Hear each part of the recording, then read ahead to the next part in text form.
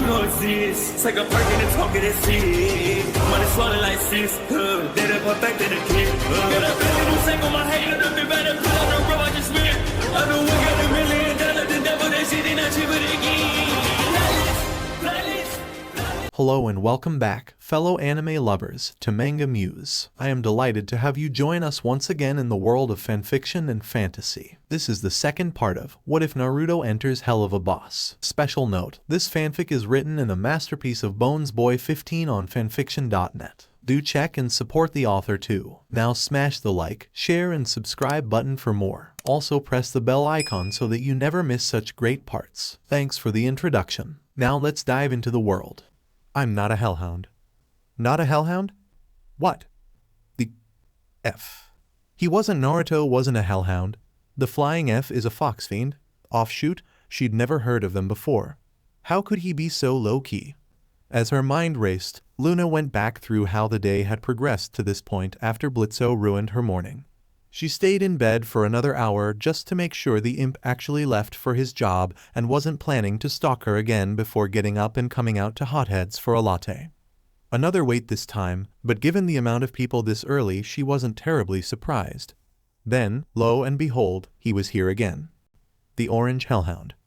Initially, she had the same reaction to him as before: surprise, indifference, slight interest in his scent, and then she remembered he was also an idiot. Cute, sure, but still an idiot.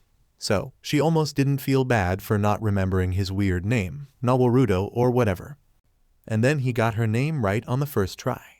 Sure, it could be argued he overheard it when she placed her order, but regardless of that, she still felt a small bit of shame when she couldn't remember his name. It wasn't like being an idiot made you a bad person. Yeah, haha, it's hell. Whatever, and F off, just sometimes it made you really F annoying.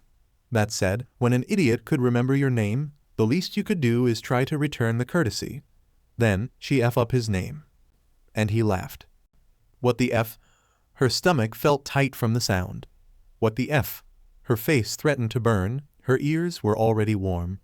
What the F? What the F? What the cum guzzling, STD riddled, cheap-assed actual F? It felt like she didn't know what it was exactly, but she'd felt it before and had smothered it then. She can do it again. Okay, maybe it's just his laugh. She can get over that. It was easy. Maybe if she found the major flaw that failed to check her boxes. So, she quickly checked him out at the right opportunity.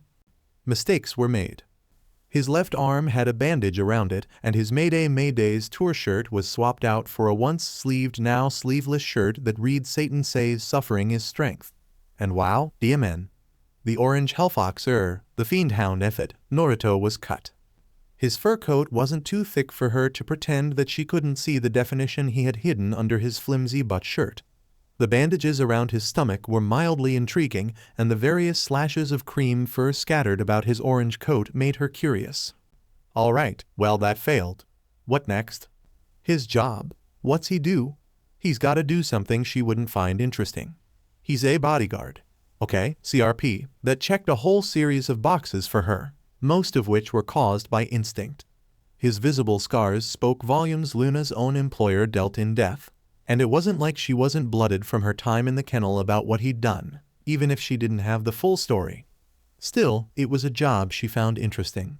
Mind you, his lean build would be useful for all of a second before someone blew a hole through him and the sucker he was paid to stand in front of.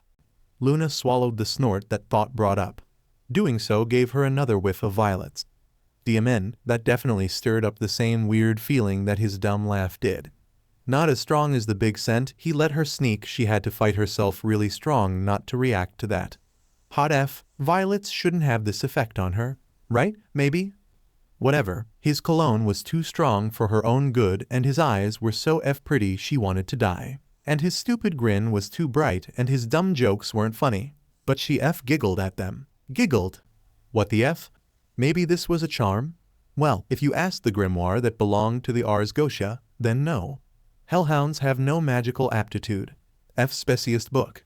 Luna had to find a better book one day, learn actual magic, and all that SHT.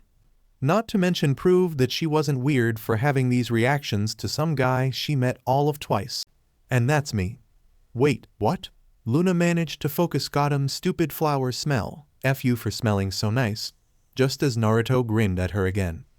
Nice to see you again, Luna. Then he turned away to head to the desk and, yep, got him it. This was the nail in the coffin for her. He had a cute butt. This wasn't a charm, was it? F. Later. Pick up for Lunar. When did he get to the door? SHT. Her drink was ready, right? Luna practically leapt at the counter, where she met that dumb F germ like sinner again.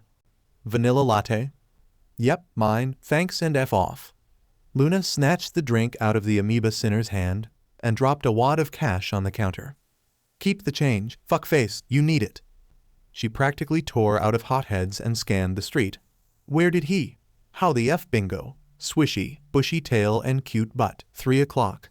She just had to not look like she was chasing him, okay? Why in the flying F did that idea turn her on? That had to be a hellhound thing that the orphanage didn't cover. Seriously, though, don't be weird. She did her makeup okay today, right? Yeah, it had to look good.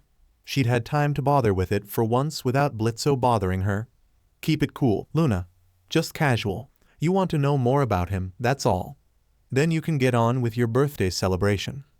Hey, hold up, SHT. How was he walking so fast? Did he have long legs?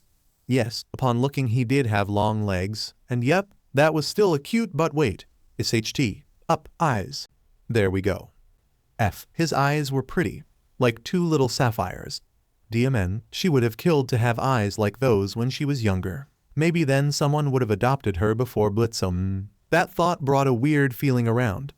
It wasn't quite the weird warm feeling being around Naruto gave her, but it was still a feeling Luna didn't like.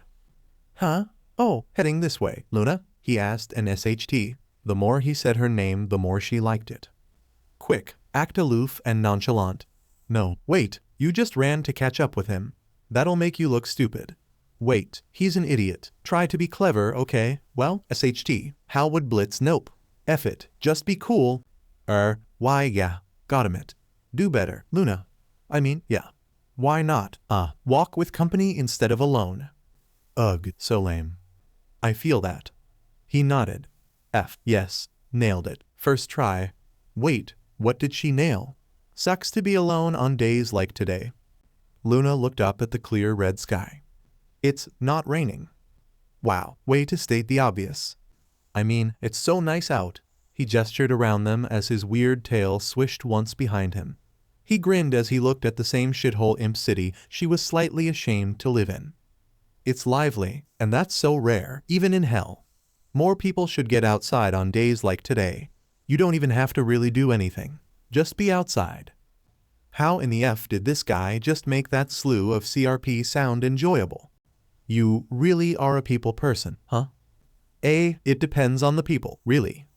His stupid grin turned to her, and she felt her face get warm again. F, this was not helping her keep her cool. So, what's your plan for the day? Well, Luna looked around. By time, do not tell him it's your birthday. And why the hell does that blight post and missing child sign look so familiar? Wait, who is his order for? No, F it, why did she care? Answer, she didn't. He had a question, right? SHT, that's right. Well, answer it, Luna. Kind of making it up as I go. Spontaneous adventure. He nodded in understanding. That can be a mixed bag sometimes. I mean, Luna brushed her bangs out of her face. I know I want to end the day at a bar. A bar? Hey, what just? Whoa, wait, did his tail just accidentally swat her leg like a WHP? She glanced back and, wow, that okay, yeah. That's just F cute. His tail was wriggling, not wagging. She wanted to bite it. Wait, hold on. That's weird, don't do that, Luna. Even if it seemed so tempting focused. Girl, he wanted her to confirm her plans. Yeah, I'm 21. Today. Oh, damn it. That just slipped out. Please don't be too young. Or, be preferred. She wasn't keen with those kinds of creeps. Or SHT, was his lifespan supposed to be like hers, limited to the upper hundreds, or was he more like a higher demon with serious longevity? Hey, that's a subject she could bring up to get his mind off of her birthday. Who doesn't like speculating about their own F mortality? Seriously, though, she had to find a way to bring it up, so she might as well ask where did he? Oh, he stopped walking and was staring at her. His jaw was agape. Did he have a larger bite radius than her? That meant his tongue was long, right? Which seemed a bit weird to do in public. Why would he SHT? SHT, F. Shitty SHTFF. Damn it, that's right, she F up. It's your birthday. Yeah, Luna said and tried to play it off. Christ on a stick, she needed to focus on her phone. Like, write the F now. She tore her eyes off of the fox fiend and forced herself to stare at her phone. It's not a big deal. I'm sorry, but I'm pretty sure 21 is a bona fide sacred number down here. And it's your birthday. That means... He stopped himself and pinched his eyes shut.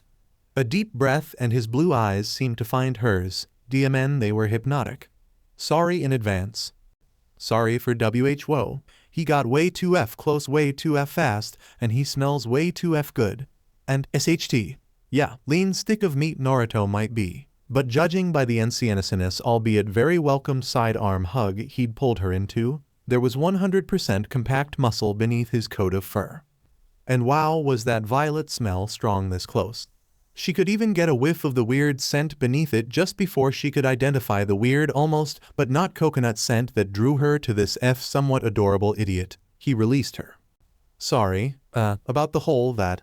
I like giving my friends hugs on their birthdays, yeah. Well, that was a lie, but it wasn't like Luna was going to call him out on it. Especially given that, as he chuckled, with his eyes closed and he scratched his cheek, she just stared at him with a burning face like she was some kind of perverted creep. To be fair, though, he had no right to be so adorable after just violating her personal space like that. When he did look at her with those two blue eyes and that goddamn dopey little smile, again, Luna felt the strong wall that in the years of her life had been built firm around her insecurities threatened to melt. Happy birthday, Luna. Yep. Hold on, checking, and yep. Luna melted. F. Happy birthday, Luna.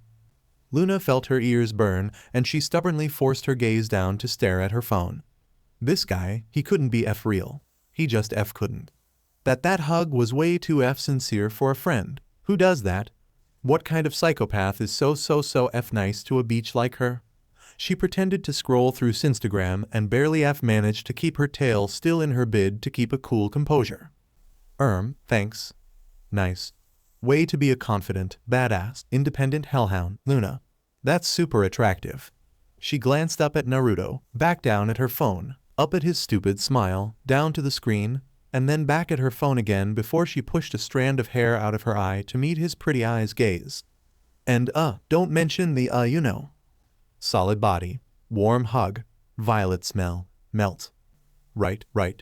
He chuckled as they started walking again. When the F did she agree to accompany him, or let him go with her? She should go do something else. What? Sit F alone at a bar until party hour? That's not just sad, it's F pathetic. This weird silence didn't help much, though. Ugh, why was it weird? Was it him? Her? It needed to stop. Someone had to say something. So, thank the ever-blazing fury of Satan, he didn't like the silence either, and he was willing to break it. Going to celebrate by getting wasted. Huh? Yeah. Cool. Naruto nodded and looked back ahead of them, still carrying his DLVRY order. SHT. Was she holding him up? Talk about a PP move. She could just go do something. Nope. Even pretending to humor that thought left her with an uncomfortable cramp in her gut. And Luna always followed her gut. It hadn't steered her wrong yet, even if it led her to getting picked up by Blitzo. She glanced at him out of the corner of her eye, and she knew that building. Wait, where the F are they? A familiar complex that was overdue to be demolished appeared as they rounded a corner. Oh, no. F. SHT. Got him it. She knew this building. Why? What the F did she do to deserve this bullshit? Well, I gotta go in and drop this off.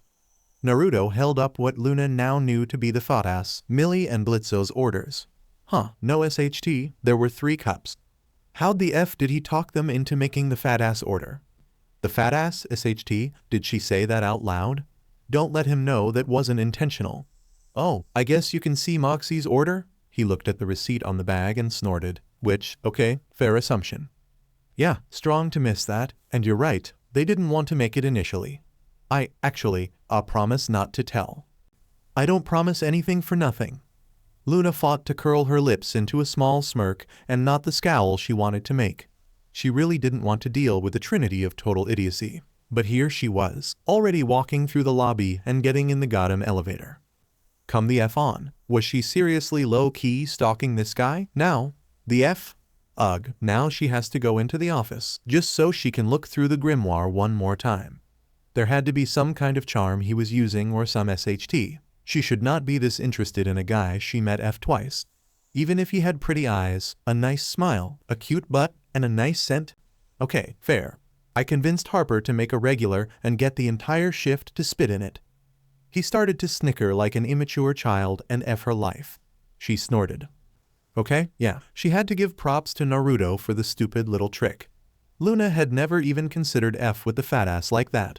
She closed her eyes and tried to will away the image she thought up of his horrified disgust when he inevitably found out before it made her burst into laughter. She could not lose any more face than she already had, not that she cared what anyone in this shithole thought about her. But she had an image she liked to maintain. You don't have to follow me in, I'm just dropping it off with the customer. Naruto offered with a shrug as he walked the hallway to her place of employment. Well, maybe I want to see what a Devil Dasher's prank looked like, Luna refuted with a small smirk. He arched his brow. Why would I tell him that he's drinking a botched order? He grinned and tapped his head. The best part of a prank done right is knowing you got away with it. Huh, that's not the kind of answer I expected from you. Luna admitted with a blink of her eyes. That sounded a lot more malicious in the grand scheme. It almost sounded like it was designed to leave the recipient of the prank open to be pranked again. And now that she made that connection, yeah, that's probably exactly why Naruto thought that way. F diabolical. I aim to surprise. He chuckled and stopped at the door. His brow furrowed. Immediate murder professionals? Oh, right, they're the imps with the catchy jingle.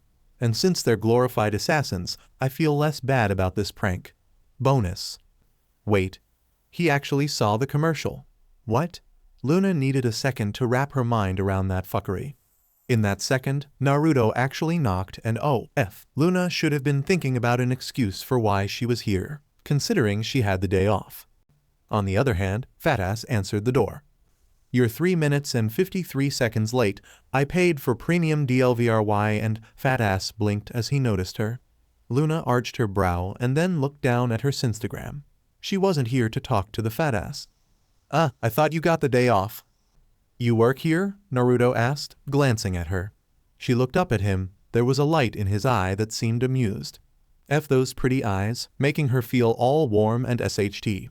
Luna shrugged and looked back at her Instagram feed. She's our secretary. F you, too, fatty. SHT. Was Naruto judging her for her job now? Please don't be judging. She didn't need that. Huh, small world. Anyway, the fox fiend looked down at the imp and brandished the bag in his hand. I have an order for Moxie? Mox, who is it? Millie asked from inside the office. Our coffee and Luna, the fat ass said, shaking his head and looking back at Naruto. Anyway, if you think you're getting a further tip. Your Moxie? Naruto asked. A glance at his face showed he looked way too happy with the development, and the slight wriggle of his tail showed it too. Honestly, Luna couldn't blame him. Fatty was a prime target. He held his phone up and the hothead's carrier he had. I need a picture of you and the DLVRY. Selfie cool. Wha? Cool. Before Moxie could protest, Naruto shoved the DLVRY into his hands, then picked the imp up and squished their faces together, all while doing a stupid idiot grin that had to be his default. Say ramen. Ra-WH, a bright flash came out of the hellphone and Moxie was set back down to stumble back into the office. Luna snickered as he blindly tried to find her desk to set the drinks on. Beside her, Naruto was messing with his phone. Not the worst picture I've taken, but I've been in better ones. He mused before grinning when a dying croak sounded. F yeah. Payment went through? Wait, is that really?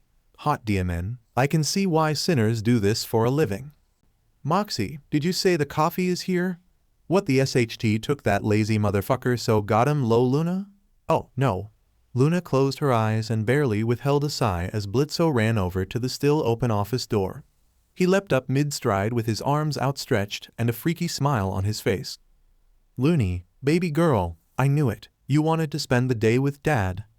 There was a solid thump as the office door slammed shut before Blitzo could cross the threshold. The shadow of his face impacted the company's logo from the other side.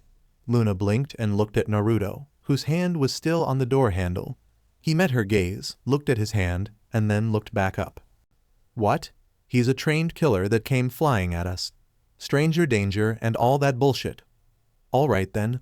It was official. This fox fiend, this hellborn, this scrawny boy right here." Luna liked him.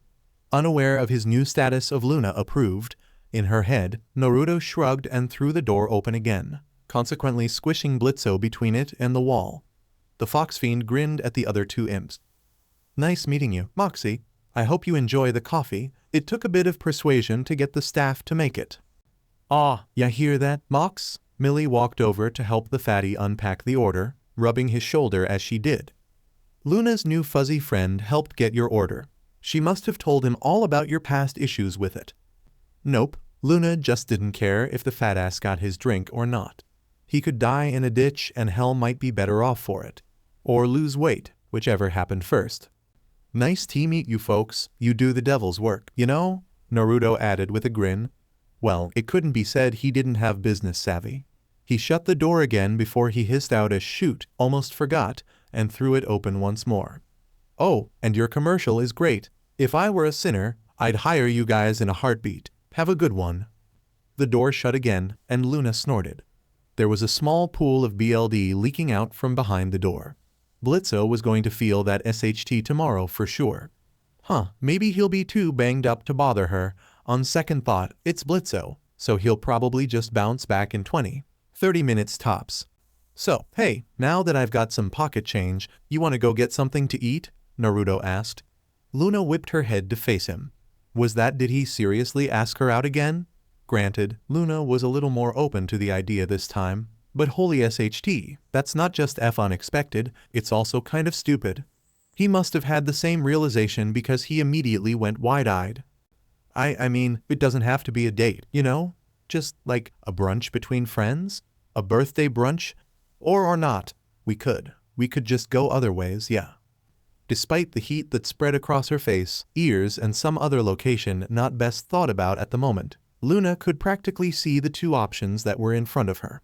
On one hand, she could ditch the pretty-eyed, cute-assed, nice-smiling, sweet-smelling guy that didn't seem to mind being around her dour-assed bitchitude and go spend the day wandering Imp City, and maybe get a one-night stand from the shitty dive bar later. On the other hand, she could stick around the aforementioned pretty-eyed, cute-assed, nice-smiling, sweet-smelling guy, get a free meal out of it, see if he's worth keeping around a little longer, and then maybe sleep with him after a night of drinking in the shitty dive bar. It was a no-brainer, and if anyone thought otherwise, then their opinion was obviously SHT and Luna couldn't be bothered to give a single flying F about it. "Brunch is fine. You're buying." "Oh, of course, yeah, I know just the place." An NNND his tail was doing that stupid cute wriggling again. Full-on F distracting is what that was. Luna turned to follow him when she was grabbed by the hand, and that was a strong grip. "Okay, cool, that's fine." Pulling her along? That's not so cool. Rather than the calm, cool and collected stride Luna was used to, she was hauled down the hall to the elevator like there was a F-mob on their butt. The only upside to this sudden sprint was her view of the wriggling wonder and the cute butt it was attached to. "Whoa, chill out, dude." Luna tugged on her arm just as they got to the elevator doors. Naruto looked back at her, at their hands, his wriggling tail stopped, and he released her hand. Suddenly cold. Luna didn't know her hands could feel that cold. She didn't like it. "Sorry," the adorable idiot used his hauling hand to scratch the weird marks on his face as they waited for the elevator. "The place I'm thinking of is in Pentagram City." Pentagram City? Luna blinked. She hadn't been to Pentagram City in SHT. What was it, 2-3 years now? Just after the Purge? That's what they called that angel attack event thing, right? What? Luna didn't care what it was called, but she knew what it F was. The elevator showed up, and they both stepped in once the doors opened. Still, the choice in venue was questionable as F. Why the F would we go to that shithole? Well, like I said, there's a nice place to eat and it's reasonably priced for a place run by sinners. I figure that, since it's your 21st birthday, you deserve to eat somewhere nice. He smiled at her, and she felt that goddamn warm feeling course through her face again. She quickly looked down at her phone to help fight back the smile she knew would spread across her face. CRP, she felt her tail twitch. Stop. Twitch. Stop. Twitch. Up. Twitch twitch. F it. Fine. Swish, swish, swish, swish, swish. Okay? Naruto checked the alley one more time before he put his hands together. Claws interlocked over knuckles, and he pushed forward to crack them. He held both of his palms to the wall. He felt Luna's eyes on him, and his ear flicked. I just need a second to focus. 4. I need to focus on the destination to make this work. Make what work? Luna asked, leaning closer. Intrigue, excitement, wonder, and smaller unnamed vibes like them laced the air, and all of them were very distracting because of how absolutely delicious they tasted. I need to focus, Luna, he reiterated. The vibe's tastes dimmed a bit as she took a step back. He shook his shoulders, shifted his feet, and exhaled. Okay, Pentagram City. Pentagram City, a town of sinners, and that's pretty much it. Eons ago, the city was delegated to the fallen souls at Lucifer's order, around the same time that the first exterminations happened. Sinners could go anywhere they wanted in the Pride Ring, but required a specific day's pass to go to any other ring. This is speculated, by those who actually gave an SHT, to be because Lucifer wanted to keep the extermination localized within his own ring, lest the other sin Satan of wrath, in particular, decide to unite against him in a fit of rebellion, if heaven's forces were essentially welcome to run amok in their territories. Of course, that was just speculation. Despite his own opinions on the head brat in charge, Naruto thought it was the best theory out of the bunch that existed. The one about him trying to find the chosen heir was a good second, though. It always made him laugh. No. Focus. Focus on the city. The clock tower that rested in the center with an air of foreboding around it. The rancid vibes that lingered over Cannibal Town, the Ike that surrounded the V's territory, the ominous dark forests of the Radio Demon. Focus on the small diner on the cusp of the city limits, at a corner with little traffic, right in view of where the long-defunct Happy Hotel sat up on its lonely hill. Now open, Naruto thought, his brows scrunched together. A familiar, thick heat filled his veins and spread throughout his body before it gathered again. It pooled at his stomach and spiraled up to split at his shoulders, then split again to climb the side of his neck and hook the lines on his cheeks, while the rest trailed down either arm to center at either palm. The bright white energy emerged in front of his hands and plastered onto the wall. It took form, shone brightly, and then bingo. Phew. Naruto sighed and let his arms drop to his side. He shook his arms out of the residual tingle. That was easier than last time. All right, Luna, Luna? The hellhound was staring at him. Her pretty eyes were wide, her mouth shut tight, and her face looked a little red. Naruto stepped toward her and put his hand on her forehead. Nope, not caused by a fever. Oh, cool, she snapped out of it. Or, well, she was blinking, anyway. You have your own house seal. I mean, it's not mine, but it is my house seal.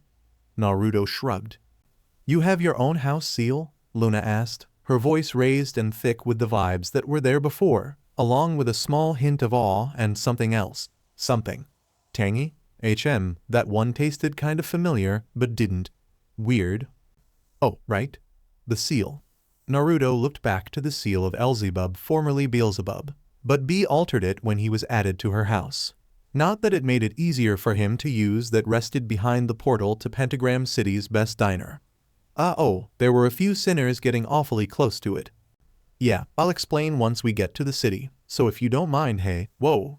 Naruto was hefted over Luna's shoulder. She's shorter but strong enough to lift him up. Why did that do something for him? And she leapt through the portal. Once they were through, the portal closed and the seal vanished. Good, now greedy sinners couldn't try to remack. Oh, hello ground. You're a rough thing to land tail and butt first on. Hey, now Luna's pretty red eyes had a glowing feature. Neat. You have a house seal, she growled the question. Oh, wait. The vibes tasted a little sour. She was frustrated. Maybe? He needed a refresher course on vibe checks. We've established that, yes. How? Can we discuss this over brunch? I mean, aren't you hungry? Hey, that weird familiar but not vibe just came back. What is that flavor? It's not wrath-related, and definitely not gluttonous, but he's certain he's tasted it before. Yes. And, sure enough, a soft gurgle came from her toned, exposed belly. His gaze darted back up to her eyes when her grip on his shoulders flexed. An idiot he may be at times, but he knew the combination of vibes that meant if you value your life, don't talk about what you just heard. So, he complied and let Luna keep control of this part of the conversation. But UF said you'd explain. I'd rather not explain like this. Pinned by a hot hellhound to the sidewalk who was getting worked up over his house? That'll make the papers for sure.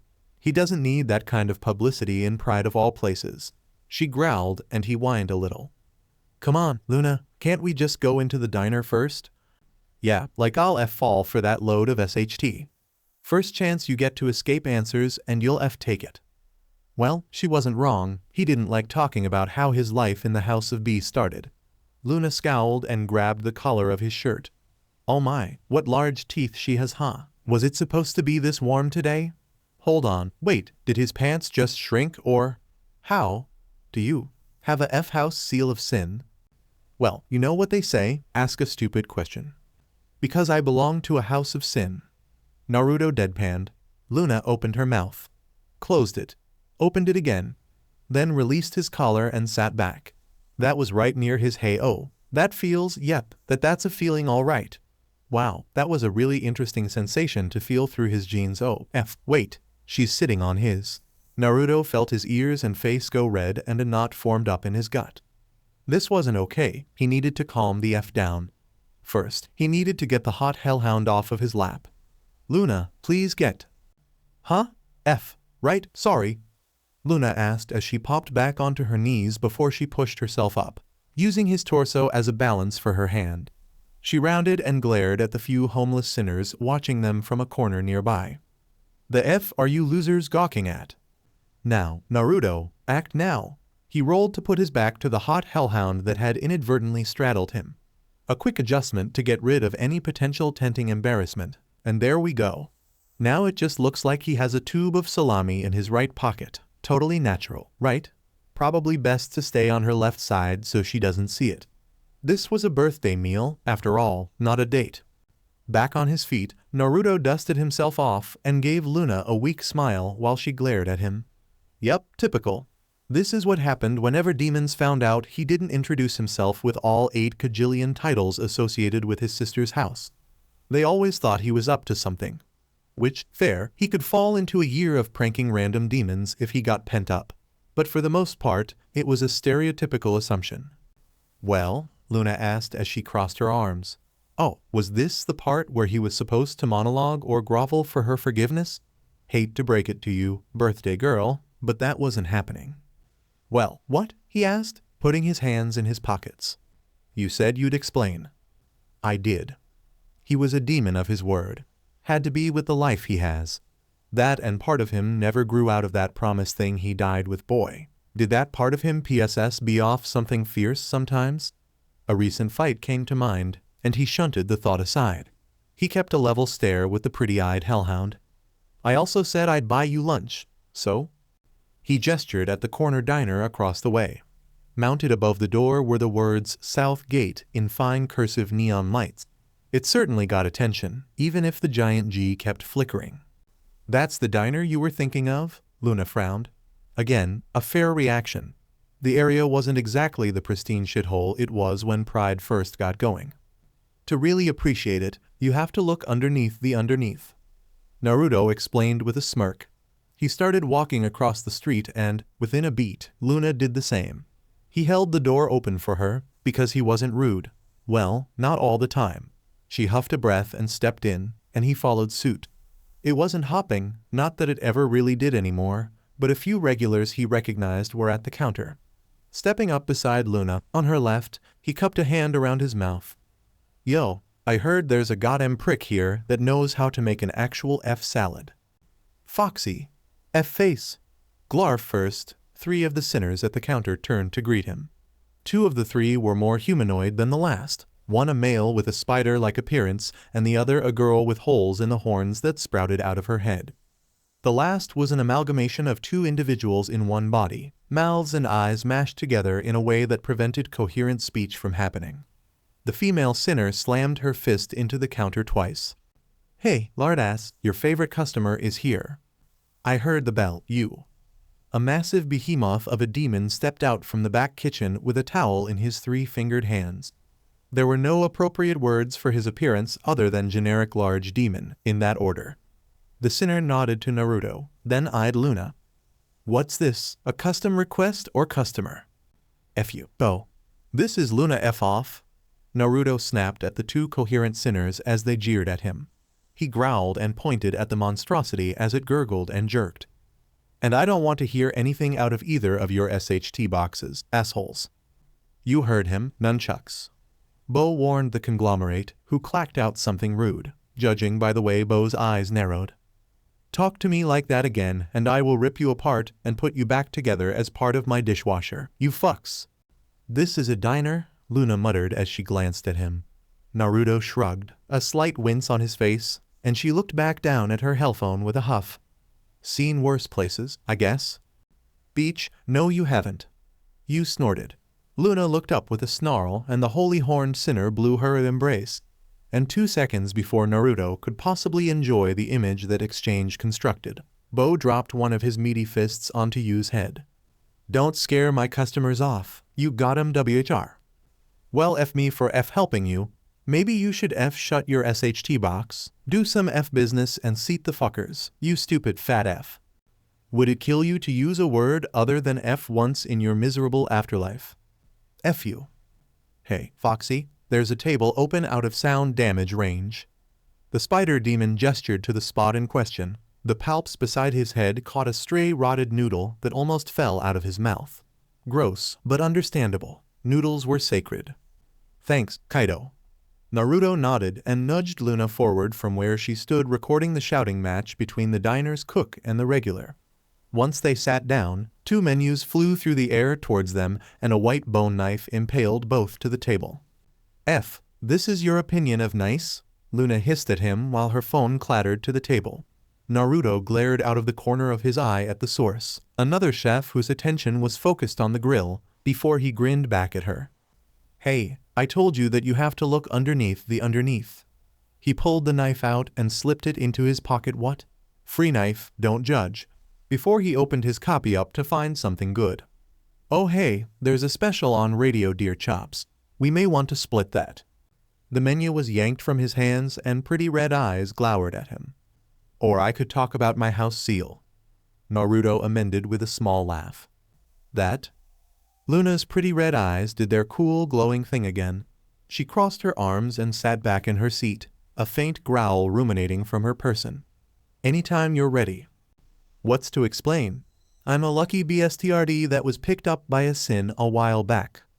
"How long back and which sin?" "Look, isn't today your birthday? Don't you want to do something other than grill some guy you just met?" he asked somewhat hopefully. Luna looked up at the ceiling for a second before her narrowed eyes fell on him again. "No." "Because why the F would anything go Naruto's way right now?" Ugh, he was too sober for this SHT. He glanced at Bo over his shoulder, whistled sharply, and held up 2 fingers once he locked eyes with the sinner. The giant sinner nodded and slammed Yu's face into the counter before he dipped into the back. That done, Naruto looked back at Luna. She kept glaring at him and all right, the subsonic growl was getting annoying. He was understanding of it to a point. "F," he groused and rubbed his eyes with a hand. "Luna, look, I don't like digging around my past, all right? You want me to dig around yours?" "I told you mine," she snarled. "You told me you grew up in an orphanage that basically dropped the ball on Hellhound Society 101. He refuted, a brow arched and a claw pointed in her direction. She shifted in her seat and the growl mercifully stopped. Naruto nodded. "Yeah, I don't need details if you don't want to give them. I just ask for the same F courtesy, all right?" "What's so F wrong with telling me what house of sin you're with?" Luna frowned. "You work for a group of assassins that can inexplicably go to Earth." Naruto deadpanned. That really should explain it all. When she didn't budge on the manner, he tilted his head. And that tall one, Balto. His name is Blitzo, the O is silent. Luna interjected. He gave her a flat stare that she held for a second before she glared at the table. She took a deep breath and her shoulders sagged. Fine. I'll back off. I thank you for the sacrifice. Naruto smirked and looked up when a slab of rock floated over with 2 Beelzejuices set on it. He grabbed the bottles, popped the tops off, and set one in front of Luna. Here, drink. Wow, that's only shady as F. PSS off then, I'll drink it. Naruto shrugged. Luna growled and snatched a Beelzejuice bottle out of his claws. That's more how he thought she'd react. He toasted the remaining bottle to her. Happy 21st birthday, Luna. Yeah, thanks or whatever. They both poured their drinks back and mid-guzzle their eyes locked. Naruto could taste fire alongside the sweet mead-like brew. Then, her pretty red eyes narrowed and her lips curled up into a smirk and she started to gulp the high-proof drink. Oh, it was so on.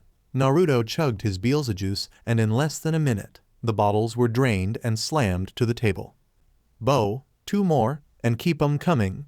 Naruto barked, his eyes locked with Luna's, and their toothy smiles grinned at one another. The corner of his vision had him spotting a white blur swish about behind her, and he could feel his own tail start to wriggle wildly. The vibes tasted really good right now, but there was a spicy tang that reminded Naruto of that got-em, over-spiced curry, and he associated that vibe with one thing and one thing only. A challenge. More Beelzejuice was brought over to the table and Luna grabbed her own this time. Still holding his gaze, she bit the cap off, then chewed it into a bow, before she spat it out and started chugging. Okay, that tears it. Hot or not, this girl was going to regret challenging a bona fide glutton to a drinking contest. That's an promise, you know. Millie had a bowl of kernels in her lap and occasionally fed one to her husband. They'd been listening to their boss rant since he woke up from when Luna's new friend dropped off their coffee orders. That was 6 hours ago, and 4 of it was Blitz in frantic intel-seeking mode that was usually reserved for his nights with Lord Stolas. Luckily, there were only 30 minutes left of the workday, to which the married duo silently and mutually agreed to listen to their boss rant to run out the clock. And then she got so angry after I sang happy birthday I just don't understand what went wrong, Blitz complained as he paced IMP's office, his 2 subordinates watching from the couch. She said she liked the cake when we had it for that stupid beach that offed herself. Why the SHT wouldn't I think she'd like to eat it again? Oh, who could say, sir? It isn't like a 3-week-old cake doesn't stay edible. Moxie deadpanned. Millie giggled beside him and handed a kernel over that he morosely chewed on. He'd been in a sour mood ever since he got his coffee. He claimed something about it was off, but he drank the whole thing regardless. Exactly, Blitz threw his arms up. He stomped over to the mural of security camera stills that had red circles around the head of Luna's new friend. His arms crossed. But she'd rather spend her birthday with this furry FTSH boy than spend the day with me, her own father. Didn't you adopt her? Millie asked, smirking. Blitz turned to glare at her over his shoulder. Family is more than BLD. I can't believe I'm saying this, but you're right, sir. Moxie sighed. Whoa, hold on. Moxie was agreeing with Blitz. That was Millie's job. Maybe there really was something wrong with his coffee earlier. Her sexy little hubby hopped up from the couch. So, what would you like us to do about it? I want to know where this fucker sleeps at night so I can F him before he even tries to F her. Blitz's odd obsession with sec-based revenge was always a little fright oozing to hear. Maybe Millie would be the top tonight. Moxie had his turn for the past 3 days. Before any further discussion about sec or preemptive revenge sec could take place, a man's wail came from Blitz's butt. That's Looney Tunes' text screen. Blitz frantically pulled his hellphone out. In his rush, it was thrown across the room and he shrieked. No, what if she needs help? She might have to hide his body after he tried to force himself on her. I never got to body disposal lessons with her. Sir, just read the message. Moxie sighed into his hand while Millie giggled at their boss' overactive imagination.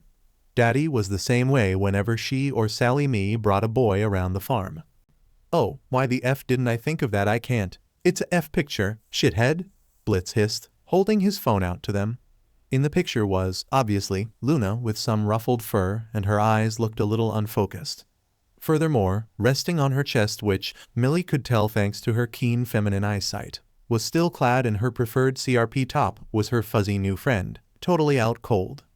A man's wail emerged from the phone and Blitz quickly turned it around. His eyes went wide and he started to clench his hand around the phone so strong it began to crack. Millie shared a look with Moxie and they nodded.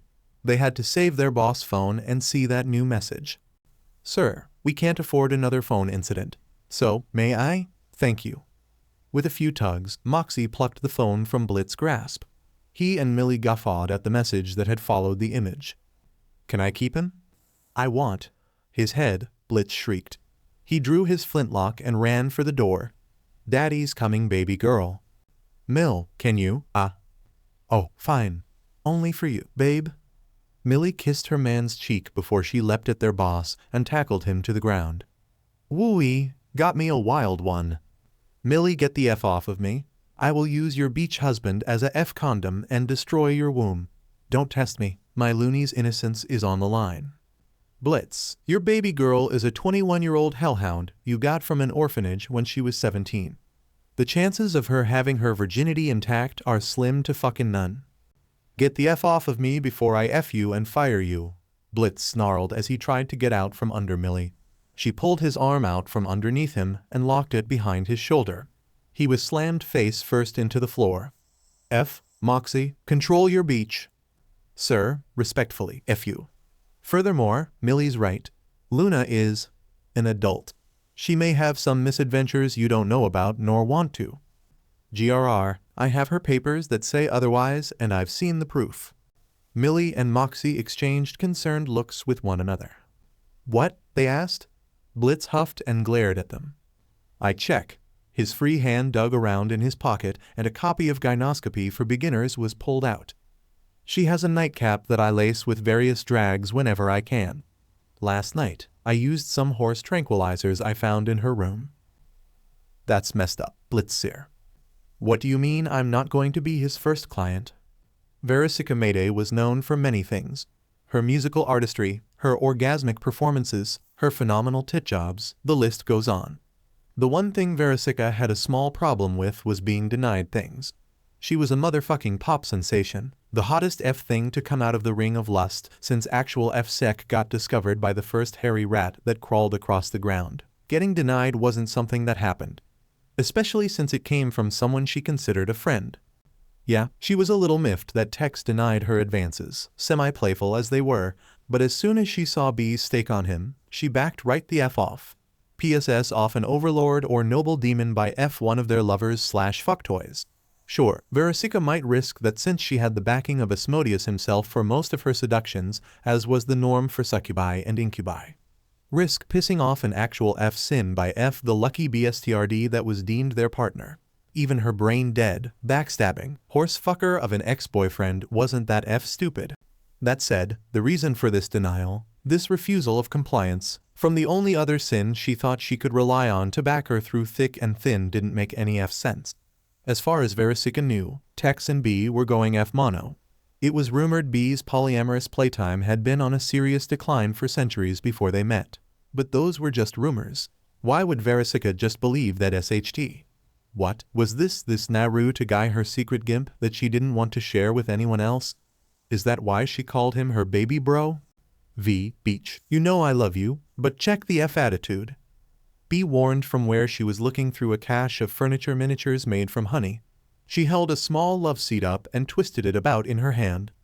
Besides, Tex and I agreed to find someone else for him to work with. What do you think of this Sheraton? Good for the remodeling. I think it clashes with the weight. No, hold the hell phone. Why can I not have that stud on my payroll? I'd take great care of him. You know that, VERYYYY pouted. Seriously, B was the one who trusted VERYYYY, AF succubus, with her boyfriend. Again, VERYYYY wasn't stupid enough to try anything with a sin's significant other, but the point stands. Yeah, I'm sure you would. B rolled her eyes as she set the Sheraton love seat aside and picked up from another model couch set.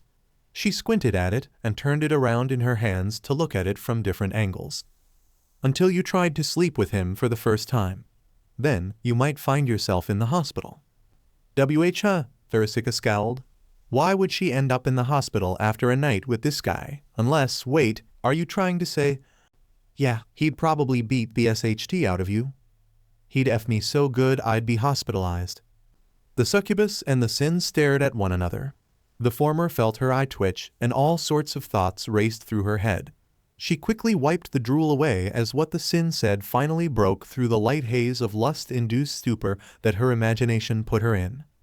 What is that supposed to mean? Verysika pointed at the now laughing sin. Explain yourself, B. I don't owe you anything, V. B smirked. Her eyes flashed red and Verysika suddenly remembered that while B was a close friend and could be total jackass sometimes, she was also the sin of gluttony. A being with power that far surpassed her own. A creature that could snuff her out with a flick of her wrist if she so wished. Verysika felt the weight of the world fall off of her shoulders when B chuckled and set the couch in her hand down. Boo what, I guess it'd be too mean not to explain. Finally, Verysika sat back in a honey-colored chair and crossed her arms. Is this about how the crew acted? Because I can get them to back off for, like, his first day. Anything more would take nothing less than an orgy up top to distract them. Some of the ideas they had for B's Foxboy were KNKY as here. Others were going on Verysika's to-do list ASAP. No, but while you bring it up, don't let them run apeshit like that in my house again. It took a week to fix the eastern bathroom because you and your crew kept ambushing my FLBR force trying to F them. B scowled at her. Verysika quickly nodded. She'd make sure to get that point across. Also, sweet F. Did a FLBR force sound like a great song title or what? Verysika just needed a good beat to go with it. And to go off on her focus. B is talking. So, like, since day F1, my baby bro attracted all sorts of minor Ds. You know, the shitty kind that bother everyone, both above and below.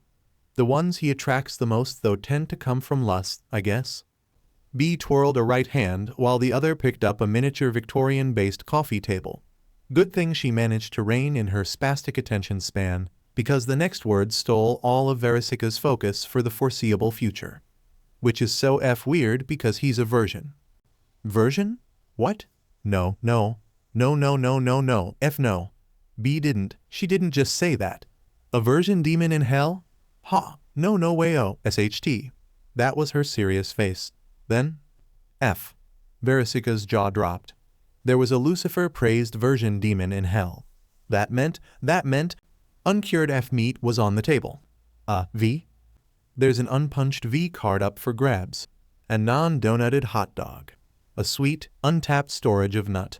All of that SXL energy. That butt has been left for any FWHR to come across. And it was hers. Verysika? Oh, Verysika was going to ride that boy's FPP to the end of days and back to the first F-light. The next album she released was going to be inspired by, dedicated to, and F-sponsored by the version ride she was about to have. She was going to find that fine little piece of butt and give him the best F of his lie. H-lurk, Verysika gagged, and not in a fun way, on something sticky and sweet. Her eyes crossed and she dropped out of the chair. Before she could decide how to properly react, it was very KNKY to play in RTC asphyxiation, but also very deadly. Verysika rarely indulged in it for the latter reason. The sticky and sweet substance forced its way out of her mouth. Free from the danger, she hacked and coughed. Yo, Beach, you back with it now? What? Verysika coughed and wiped her mouth with the back of her hand. She glared at her friend's indifferent face. What the F? B. Warn a Beach before you decide to throat fuck M. God DMN. Oh, so that is something I should worry about. I thought he was just overreacting. B hummed as she looked over the giant green utensil that had honey on it. She shrugged and crossed all four of her arms. You were gasming on my chair. That's a party foul. Oh, right. There's a virgin demon in hell. Wait. No, don't cycle. She needs confirmation. He's a virgin. I don't personify my furniture. No, your little secret boy toy you kept from me. Oh, I mean, as far as I know, I'm not asking him and dealing with having that knowledge. B hummed with her brow furrowed and then picked up a miniature stool. What do you think, postmodern back in? B. No SHT. Don't F with me on this. VERYYYY stepped forward. Is he a virgin? I mean, he was like F10 when I got him, and the amount of sigos he's had since then is still 0, so F. Probably. B shrugged. VERYYYY stared at her, jaw agape. She shook her head and cycled her hands. And to clarify, you're not gonna let him work for me because why? I don't want to have to worry about Tex getting hospitalized trying to protect you from my baby bro's fury. B shrugged. She gestured at the still wrecked room they were in. I mean, this is what happened when we fought. And I'm stronger than him. Huh, that was a good point. A very good point. It only made VERYYYY's ire grow because she couldn't argue against it. But he's single, right? Yes, wait, no. Go easy on him, V.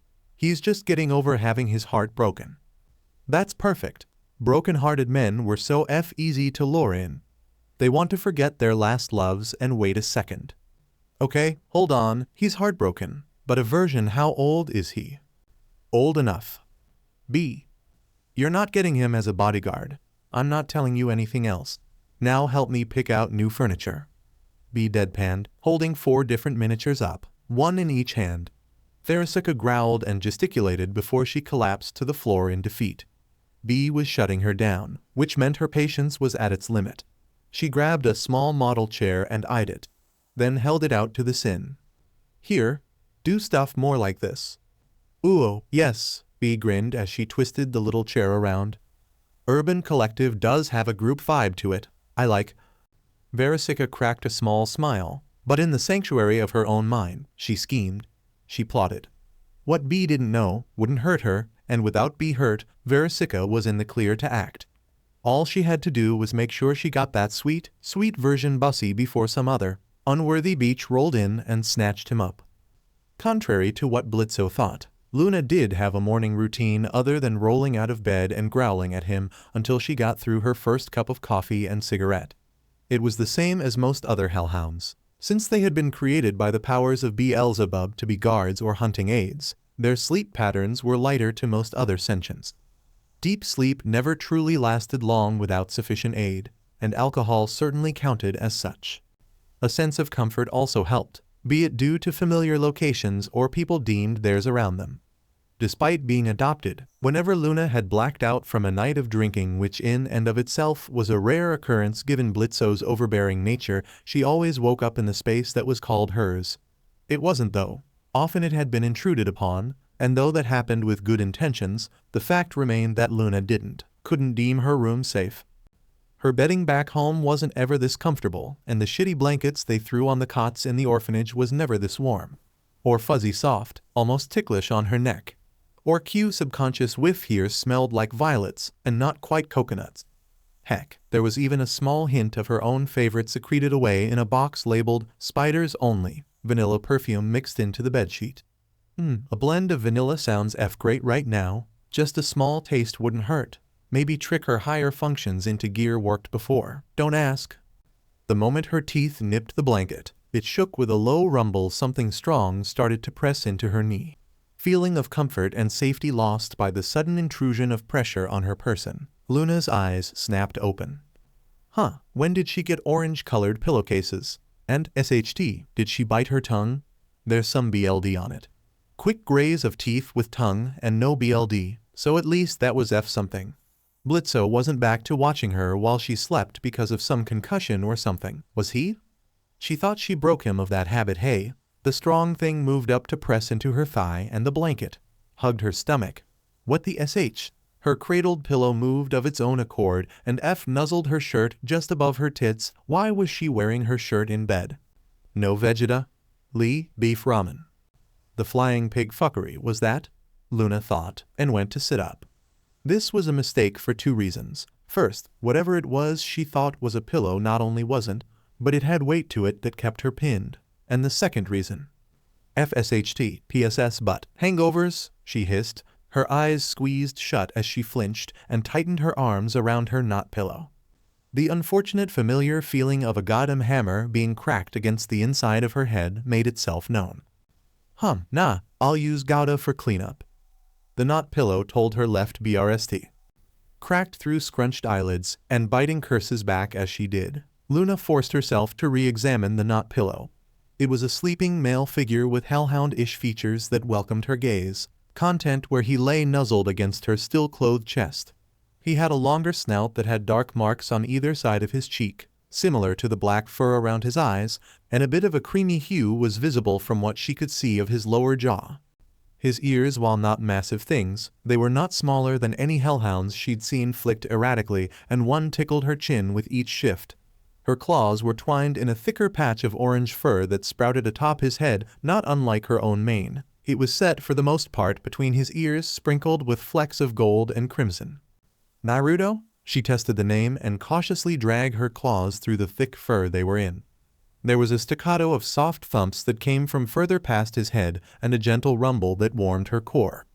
Given the skull bash of a headache throb just trying to lift her head caused, Luna was willing to assume it was the fox fiend's wriggling tail. She glanced at her claws and their placement in his hair, before she detangled them and tried to get a feel for the situation. Unlike her, his top had come off, allowing her quite a glimpse at his bare back. It was defined, for sure, and his shoulders were wider than she expected. Various bits of cream streaks were visible all over his coat, almost like scars. Luna noticed them before, but now that she could almost appreciate them, it really did something for hangover, right? Okay, recap. What the F happened last night? Luna did her best to navigate the treacherous road of thinking strong while hungover. They went to that shitty diner where Naruto and she started drinking. And every third drink they started bickering? No, biting each other? That didn't sound right. Oh, right. The cook brought a banquet of glorified brunch-approved bar food over, which they fought each other for. The sinners that were there egged them on. She thought she heard the spider-faced freak say he kept track to record the high score. Luna kind of wanted to know how she did. Then, more drinking happened. She blabbed about Blitzo probably, and he mentioned another B name. She vaguely remembers about a knife and another chef, and there might have been a fight. Hangover aside, Luna felt fine, so she might have just watched it. Then there was louder shouting and a happy bright smile before nope, nothing. The knock on the door that followed might as well have been a gong being sounded. Luna tried to growl, but that made the steel-toed boot kick her in the skull again. Instead, she whined and clutched her eyes shut, while she squeezed OSHT. She was basically using Naruto's head as a security pillow, wasn't she? Well, fair is fair, he was using her tits as one, so whatever. Go odd morn. Shut the F up, Luna hissed before she glared through a slit in her eyelids at F. She was so F dead. No, this was beyond death. She was going to be eradicated from existence. F her life, all she wanted was to have a fun night on her birthday. And have sex at least once before she bit the dust. Wait, maybe she no. Of course F not.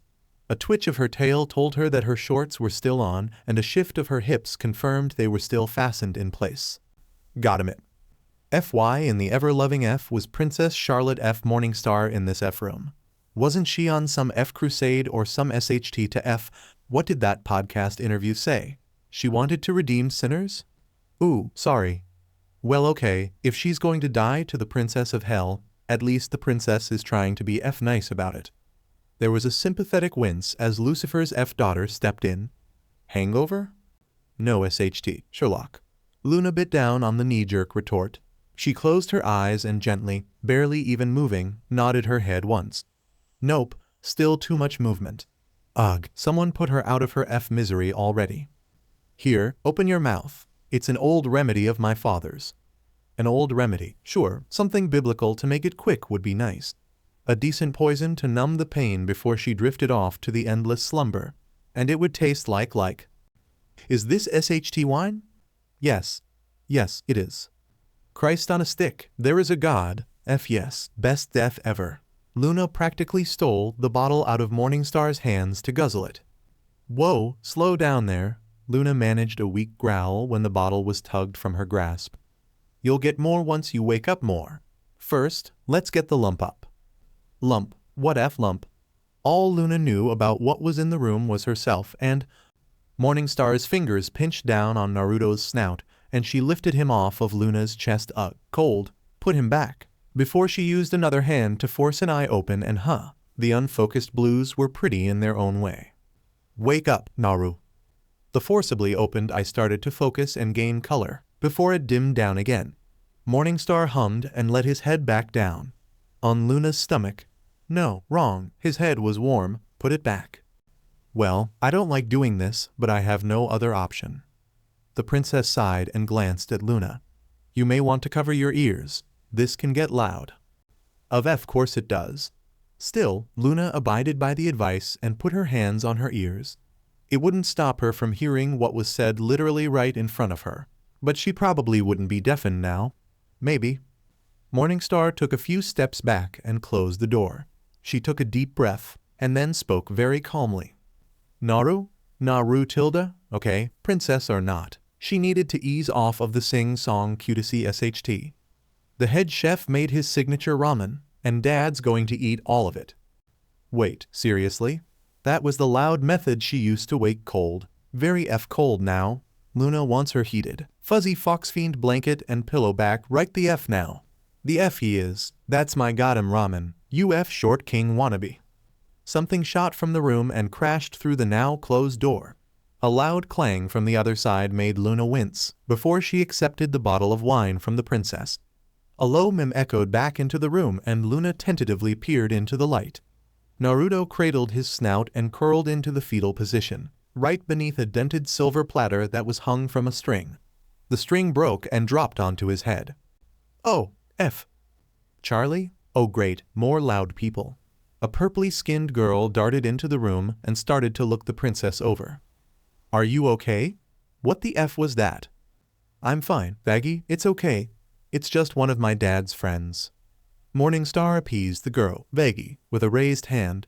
She smiled at her before she looked back at Luna. How's the head? Luna took another swig from the bottle of wine and sighed. I wouldn't mind a cigarette, but this helps. You shouldn't smoke. It's not good for someone your age. I'm 21. So young. Morningstar gushed. Her eyes got wide and sparkly as she cradled her face. You're like a little puppy. Charlie, she's 21. Thank you, one-eyed purple girl, who smells a lot like spoiled chicken and the princess. Almost intimately, Luna should just keep that bit to herself for now. Time works differently in hell, Vaggy. Morningstar waved off the support. Wow, seriously a beach move, and no it didn't. She leaned into Luna's space, and the hellhound growled. Oh, you're so cute. No wonder Naru Elzebub likes you. Naru Elzebub. Naru Elzebub? The near-empty bottle of wine fell out of Luna's grasp. Elzebub, she repeated. As in, he's a member of the House of Beelzebub. The same Beelzebub that created hellhounds for Lucifer to stock his army with before the first human soul fell. That Beelzebub? Yep, that's Auntie B for you. Morningstar nodded while her girlfriend, Vaggy, clapped a hand over her face. Luna stared at her, trying to comprehend how the adorable idiot she kind of definitely didn't mind being around was a member of the same prestigious house that supposedly signed Luna's very own Hellborn ancestors. Ugh, what stomped on my head? The hellhound glanced past the princess of hell at the doofus that was getting back to his feet. He rubbed the back of his head and stepped in through the remnants of the door. As he did, there were two things Luna noticed immediately. Number 1. Naruto had no right to look that good without a shirt, while Luna was too hungover to really enjoy it. He was even posing unintentionally, sure, but posing all the same. The same way those model hounds do with their me faces for the camera. Not that Luna ever looked at them for things other than the clothes they advertised. Maybe once or twice, it's not important. Number 2. Someone, sinner or hellborn, needed to get this idiot out of those overwashed, light-hued jeans and into something darker to go with his fur coat. What? Did he just grab the first thing he could find yesterday? Luna was far from a fashionista, but, cute butt or not, that much orange could not be countered by that little off-color blue. Ugh, my head. Oh, hey Charlie, DMN. He moved fast when he wanted to. Luna didn't know how she felt about him being so close to Morningstar. And judging by the glare on Vaggy's face, there was a mutual agreement. Oh, wait. The wriggler was in full motion. I swear that I heard you say something about ramen? Where is it? Did your dickhole deadbeat eat my ramen? Again? Sorry, Naru. There's no ramen. Luna had never seen someone's jaw drop to the ground in real life. That's a hair of a bite radius. An NNND. Now she just remembered how tongue length correlates with the mouth radius. No, Luna, do not have hangover horny. There's too many important people in this room for that. Why did it suddenly feel so hot in here? Holy FSHT, Wrath of the F Legion, what was that feeling? Charlie. The lone male in the room growled. Well, Luna had a new favorite sound, and she half wanted him to say her name with Goddammit. She was hangover horny. Ugh, why did she decide to drink last night? Oh, right, a stupid cute guy gave her attention, helped her celebrate her birthday, and made her feel so many weird things on the inside. Sorry, Morningstar held her hands up and backed into the wall. Vaggy stupidly bravely? No, stupidly stepped up to defend her woman. Naruto's eyes started to glow white. Interesting, his house seal did the same thing. Maybe that was because of the magic he used? Wait, focus, Luna. There was an irate house demon not 2 feet from you. I had to say something to get you off of your girlfriend. Alright, then. Luna didn't exactly mind that being the first thought Morningstar had about their relationship. Girlfriend? What? Naruto's growl stopped on a dime, and he stared at his quasi-niece, who was somehow older and younger than him at the same time. Don't ask. He didn't understand how it worked either. He blinked as she blinked back. Then her eyes darted to the side, and again. What, was this a new tic of hers she developed after her mother disappeared? Or was this just some sort of pride thing he didn't understand? Look at the bed. Genius, said the girl that smelled not like a sinner, but not hellborn either. Almost like a rotten chicken. Maybe. Her vibes were anything but pleasant, and they were throwing him off. Wait, bed? Naruto turned and oh, hey. Diamen. Luna lounging like that was doing things for him. Not unlike when she carried him through the portal to Pentagram City. Hold on, a thought occurred, the term Charlie used earlier. His face erupted in flames, and he rounded on his quasi-niece. Girlf? Luna's she's not my girlfriend, Charlie, Naruto refuted with a small laugh. Sure, would he mind it? No, but the fact was a whole rank of bad vibes just filled the air. He shifted uncomfortably and scratched the ruff on his chest. I mean calm Eon, do you really think I could land a knockout like that? Oh, hey, that awesome tasting familiar but not vibe suddenly came back. He really needed to sit down for a spell to figure out what it meant and where it was coming from. Or just bite the bullet and ask be so, figuring it out himself then, probably. Absolutely. Aw, it was actually sort of sweet that Charlie thought so much of his non-existent dating skill, but it was justifiably balanced by her weird chicken friend's flat. Hell no. Vaggy, Charlie hissed at the chicken friend, Vaggy. Charlie, we found them drunk and fighting in the middle of Cannibal Town with the Bone Demon. The Bone De? Oh, you must mean Kaguya. Yeah, I fucking hate that guy. Naruto growled at the brief flashes of memory he had of the walking, skeletal reptilian before they died. He shook off the feeling and perked up. Oh, did I win? An overlord stepped in. Vaggy said, glaring at him, why? He didn't do anything, that he remembers. There wasn't a winner, the cannibals couldn't keep track of who was friend or foe. You stumbled into an overlord's territory and F with their people. Wow. I'm kind of surprised an overlord actually stepped into one of my fights. Last one I met was Zeitgeist? Zekiel? Naruto muttered with a frown and tapped his chin. He shrugged. Meh, he got over the lost arm eventually. I think. You think? Both Luna and Vaggy asked. He looked between them before he focused on Luna. She wasn't glaring at him, and he liked her scent better with a grin. I mean, I never heard any complaints. Huh, why'd her face get red? Oh, her tail's wagging. That's cute.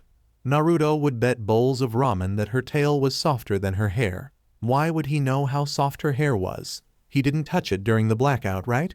No, he must have just looked at it. I now understand why Auntie B doesn't let you out unsupervised, Charlie mused.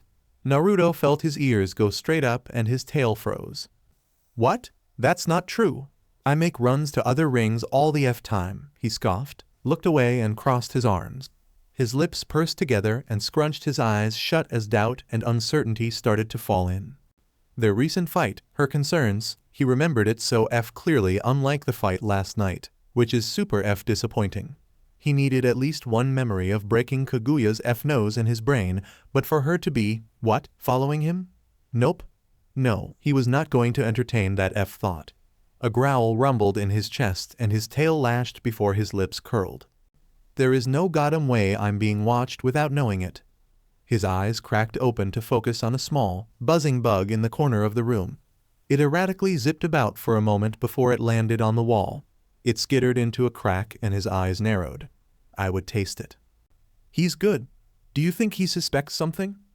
I think it best for you to cease bothering me as I partake in my portion of a bargain with an old acquaintance. What the F does that even mean? Vaggy asked. The vibes around her were all sorts of sour and bitter. Ugh, disgusting, and her scent was just it wasn't right. Something about it pissed him off on principle. It was like he was around Lucifer. Again. It means chicken, Naruto snarled, huh? A bit sourer now with that sudden spurt of fear that mingled with her vibes. Weird at her. That you need to stop glaring at me like I killed your goddamn cat. I don't even know who the you are or what I did to PSS you off, if I even did anything. Waskucha, Zoro. Whoa, okay, everyone. Let's calm down. Deep breaths. Charlie stepped between them and gave Naruto a look. Right, okay, friend of Lucifer's daughter. She's protected. He can deal with that. He forced out the bad vibes with a snort and worked his jaw before he nodded at the Princess of Hell. The look dropped and Charlie smiled at him. Then she turned to Vaggy. Vaggy, Charlie put a hand on her friend's shoulder and smiled at her. Why don't you go check on the wiring? Why, Charlie, you can't be sorry. Please? The princess fluttered her lashes and widened her smile. Neat trick, seemed to help Vaggy relax. Fine, Vaggy gave him one last parting glare before she left the room. Seriously, who pissed in her ramen? Why would anyone know? F it, I don't care. Luna sighed and grabbed a bottle that was beside the bed along with her phone. She was tuning out, and looked hot doing it. God damn it. Was it wrong that he really wished she'd wanted to date? He hadn't been this interested in somebody since the first go? C'est la vie. Sorry, Naru, we were, in the middle of something when, Dad called and, told me to get you out of Cannibal Town. Charlie sighed and leaned against the wall. I'm worried I'm asking for too much from her. Who even is she? Naruto frowned. He didn't like not knowing people close to the big wigs of hell. Part of his duties as a member of Queen Bee's house is to keep track of any VIPs to be invited to important parties. At least he knew Charlie's +1 wasn't going to be that ignorant little jerkass from the Von Eldritch family. Hopefully. Vaggy's, someone I met after the extermination. Charlie looked away from him and smiled. That same weird vibe came back to taste again. Nope, still no idea. A sharp whistle had him wince and whirl around. Luna stared at him. She nodded at Charlie, then at the door, and then rolled her hand. Yeah, he had no idea what the F that meant.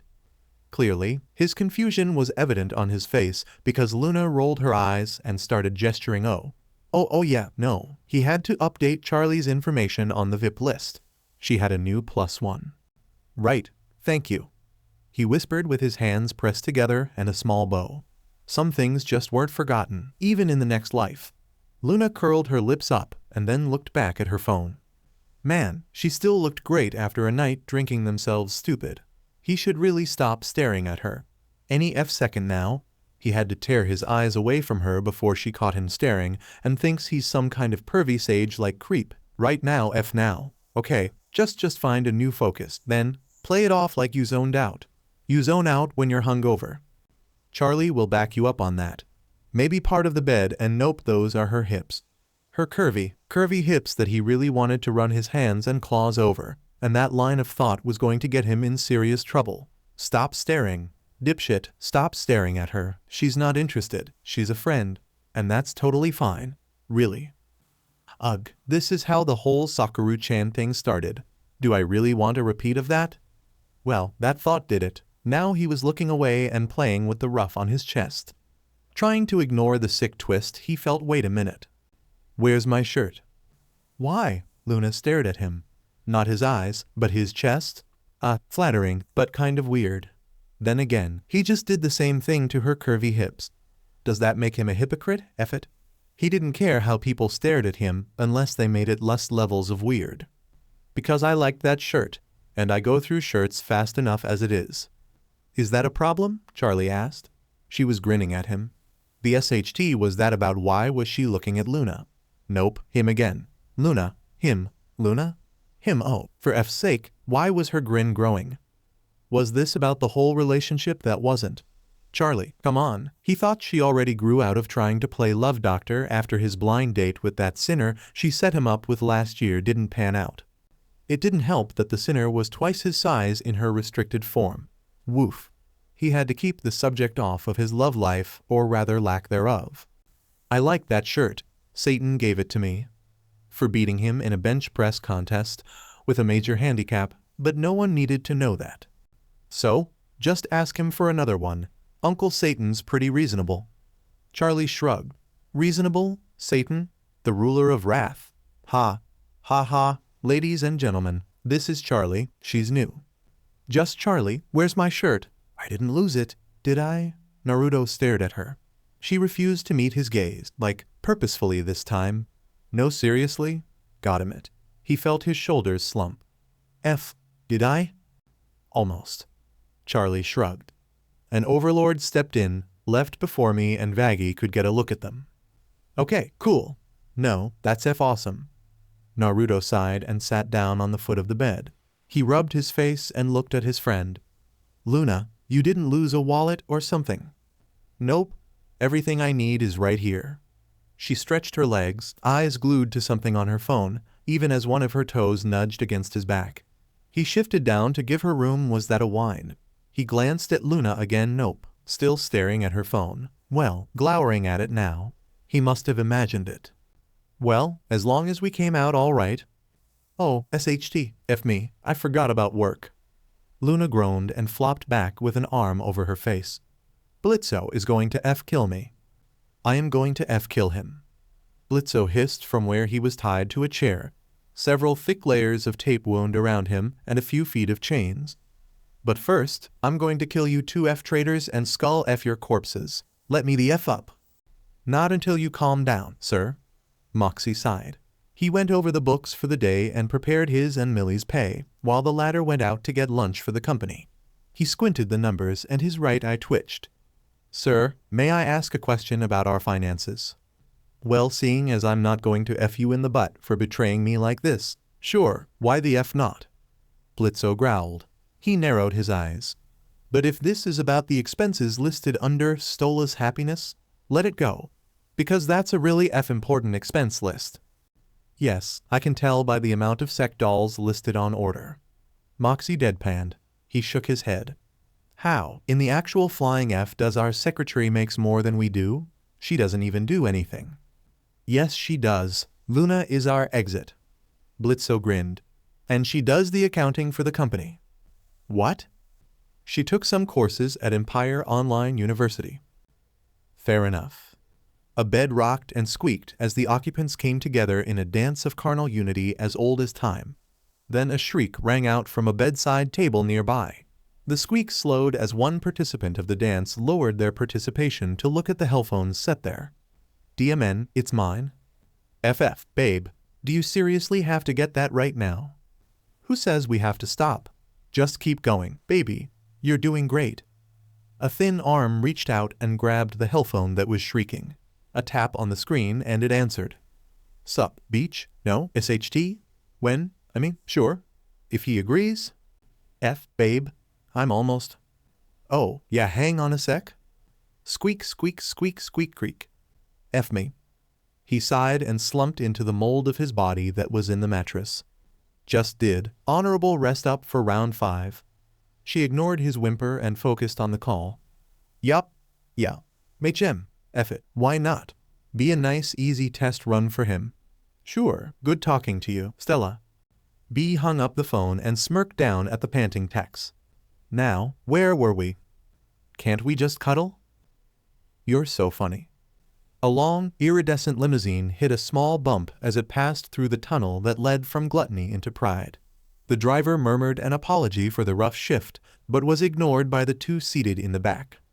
A rank of nervous, scared mortal fear started to fill the cabin before the Prince of Gluttony held a hand up to alleviate the driver. Another was used to promptly close the window between driver and passengers, all while her eyes remained locked on the individual across from her. Demonic Prince Beelzebub was not someone easy to fool. She could smell the emotions and feelings of any and all of creation's forms of life. It didn't matter if the individual was Hellborn, one of Lucifer's loathed sinner soldiers, or an angel from heaven itself. Unofficially, she was the MSTR of beasts in Lucifer's legion, but in official decrees from her superior, B sniffed out those that threatened their domain through subterfuge, regardless of if she was just coming down off a bender or in the midst of one. She would find those that tested Hell's rulers and show them why they were not to be trifled with. "Is there a F reason that you keep staring at me?" Naruto asked from his seat, eyes closed and arms crossed. B hummed and gave him another once-over. Rather than his typical rolled out of bed and couldn't be bothered to change attire, he wore something more professional. Darker, fitted pants that had white tape wound around his right thigh, and a navy blue shirt rested beneath a high-collared vest that had many pouches and pockets visible on it. She'd only seen him pull the vest out once before, when they'd been required to attend a gathering at Lucifer's Manor with the other sins some years ago. The biggest difference was the addition of a strip of blue cloth tied around his head, a stitched version of their house's seal set in the center of it in bright gold. "Just trying to figure out why you smell so, not you," she admitted, her eyes narrowed slightly. A week prior, when he returned from Pride with bittersweet vibes and an unfamiliar Hellborn hanging off of his slightly altered scent, she had asked about his absence. It wasn't like her baby bro to stay out overnight, and while B was fine with him being out of her ring, she would have liked a heads up. His mention of a friend's birthday was honest, as was the supposed longing for it to be a low-key celebration, but something about the story was a lie. He wouldn't have disappointment, loneliness, and resignation woven in his scent if it wasn't. "I did try this new body wash, it's blurpleberry flavored." "That's not what I meant, baby bro." Quick as a WHP, she was beside him, snout pressed at the base of his ear. She scented, deep, loud, and purposefully. "Aha, something did happen." "Why so nervous? I'm just giving you a quick vibe check. I do it all the time." "No, you don't. You only do it when you think I did something." Her baby bro could be a clever little SHT sometimes. She always felt so proud whenever he called her out on something, like she'd proven she raised him into a proper Hellborn. The growl that emanated from him convinced her to back up. She didn't want to start a fight in Pride. Lucifer would flip one of his oversized shits if they did that in spitting distance of Charlie. "I'm nervous because we're about to meet a client and I do not want them to get the wrong idea about our relationship, sis." He called her sis. He really was nervous. Wait. B leaned in and sent it again, which made Naruto snarl, put a clawed hand on her face and push her back.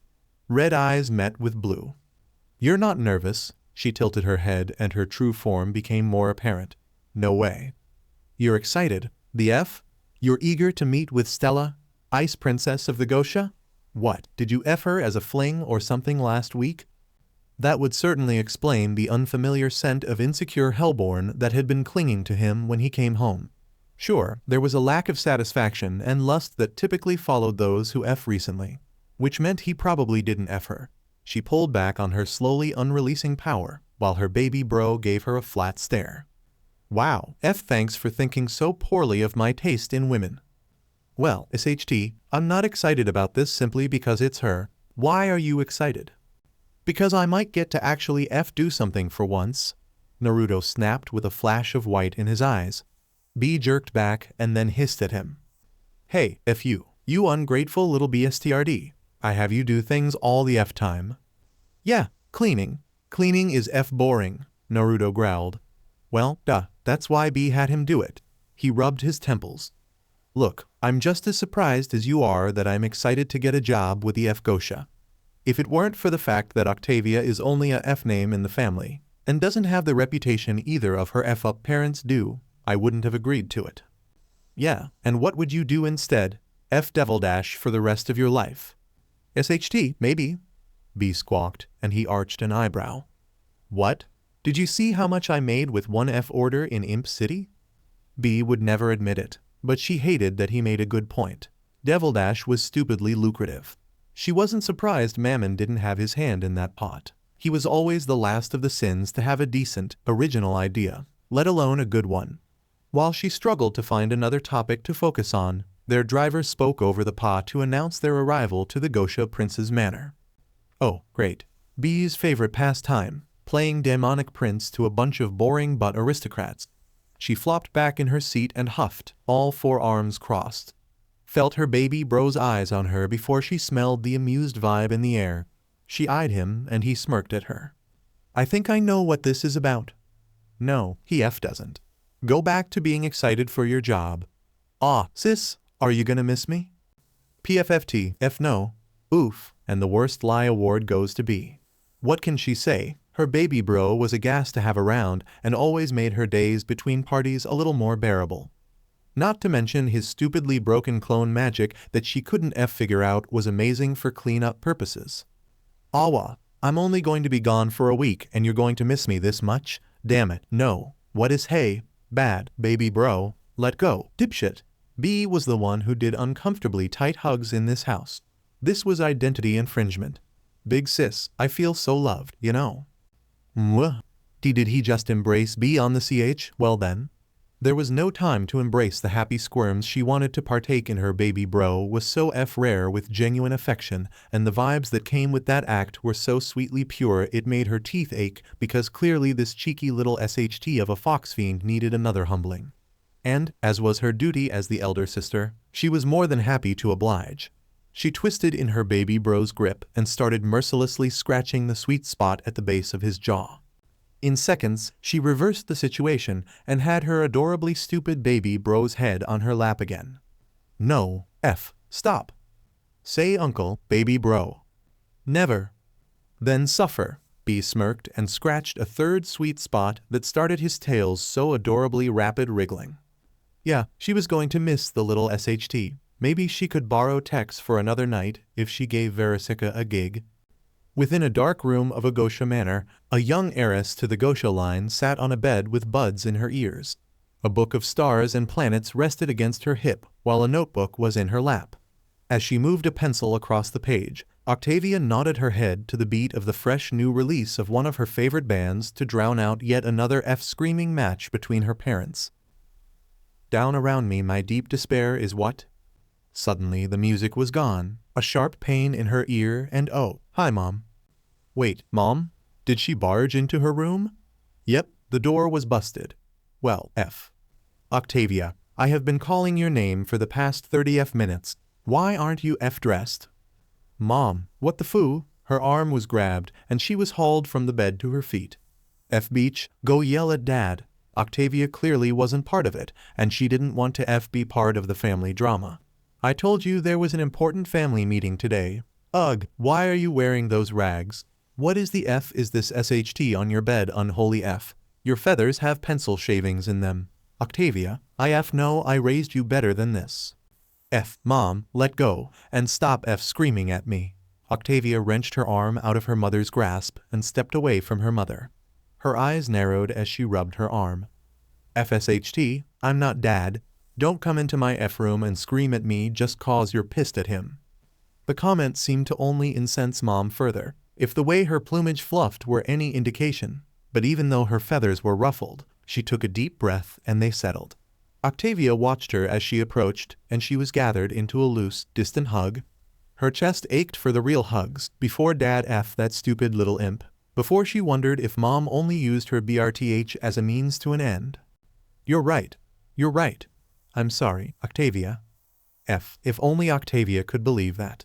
The saccharine words her mother let fall out of her beak were too good to be true. Her head was tilted up, and she looked into Mom's eyes. There was a softness to them in the center, but there was an evident fire in the harsh crimson around them. Surprisingly gentle claws brushed over her face, at the crescents around her eyes. I am sorry, darling. You need to make yourself presentable, none of this teenage angst filth. We have a very important guest at the gates, and all of us need to be present. Does that include Dad? Octavia furrowed her brow. Most important guests Mom had over weren't invited to meet with Dad, because frankly, she had them over to talk SHT on him. Even her cousins and uncles, who normally did whatever they could to SCK up to dad for his place as grandfather's heir apparent, would opt to sit and drink tea while they SHT on dad. Mom's smile tightened and the edge in her eyes became more apparent as they started to glow before her eyes closed. She took another deep breath and her claws flexed on Octavia's face. Yes, darling, your father will be present, too. Oh, this was serious. Is grandfather here? Mom shook her head. She pushed Octavia's hat back, leaned down and nuzzled her beak against the crown of Octavia's head. She pulled back and rested her hands on Octavia's shoulders as their gazes locked again. Please, Octavia, just listen to me this once.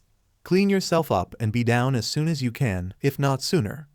Mom sighed and stepped back. She began to pluck stray shavings from her dress and turned to leave. I must go join your father at the gate before he fucks this up.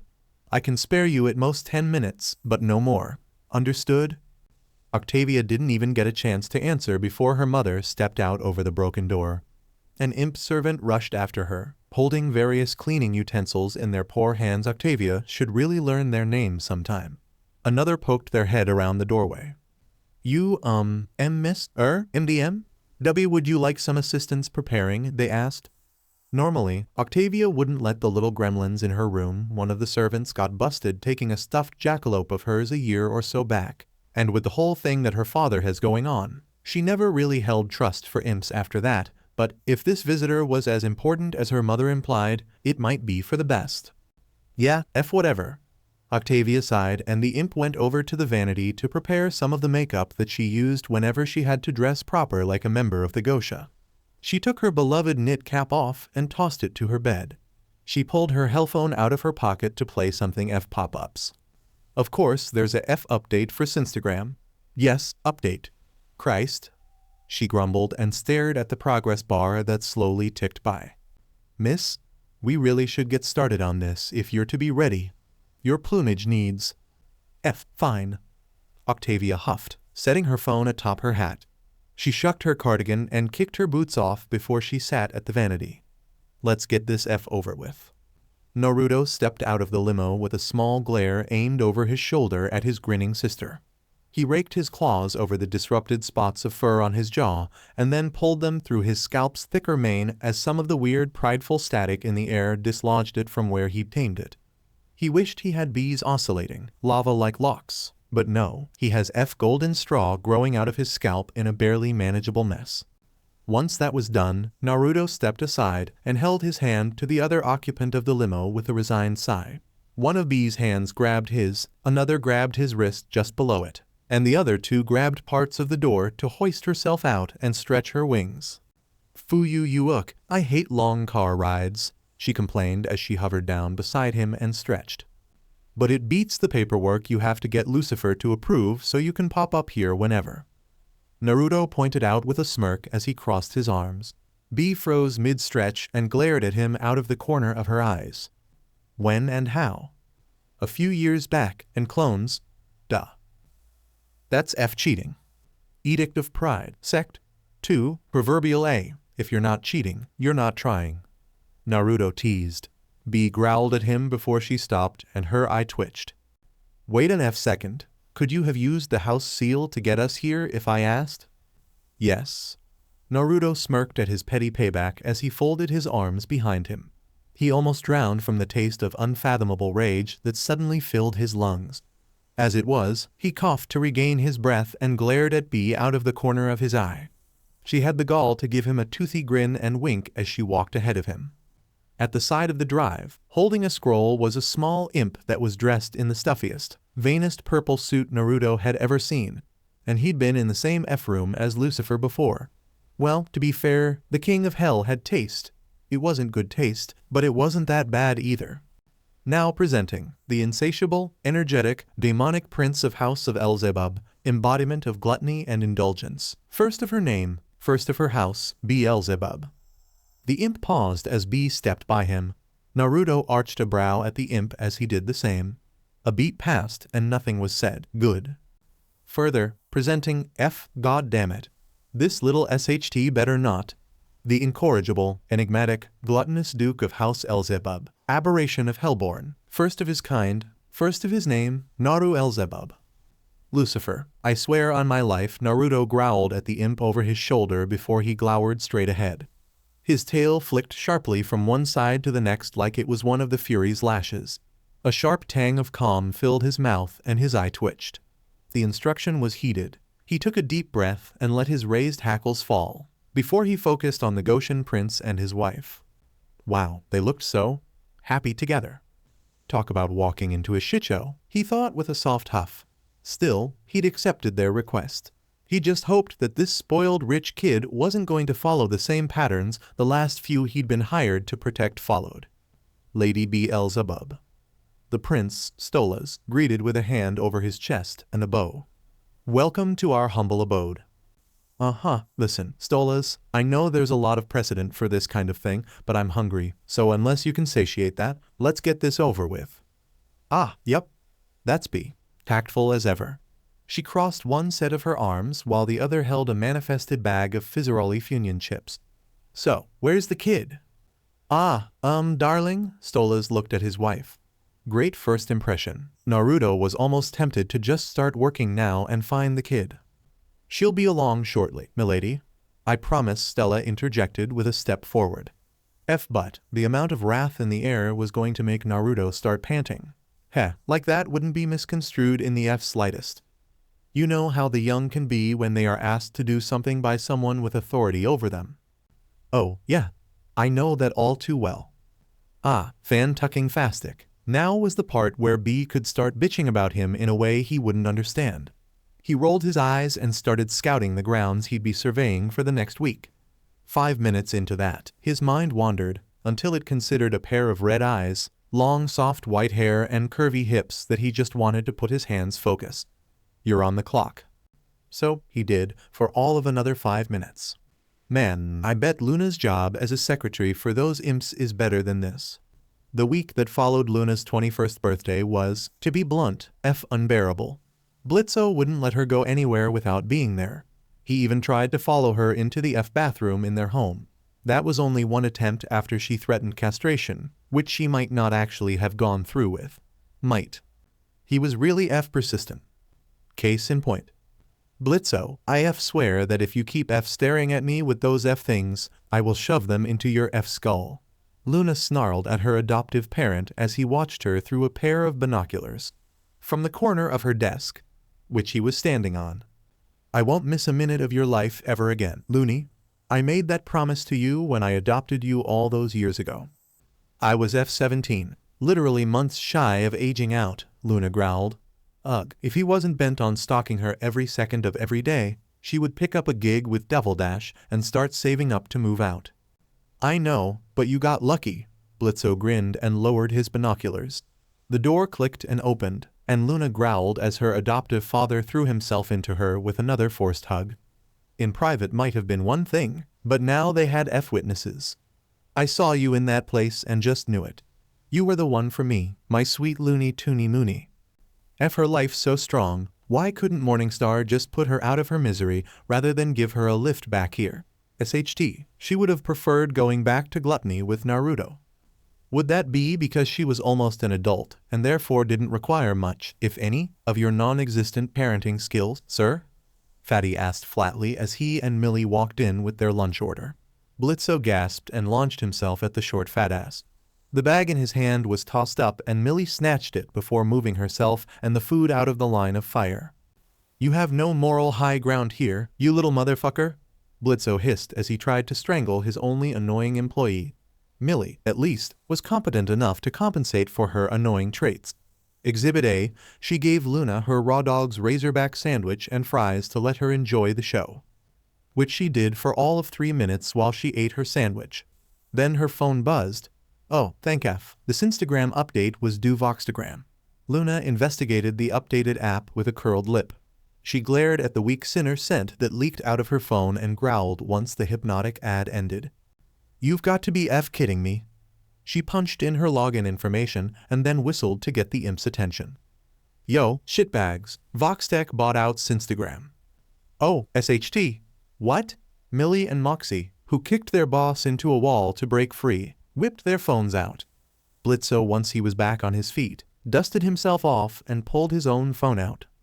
Ugh, got him it. That means I have to actually log in again to make sure that Sinner F didn't mess with any of my SHT. There goes my F day, Blitzo growled and stomped over to his office. He stopped at the door and turned to look at Luna.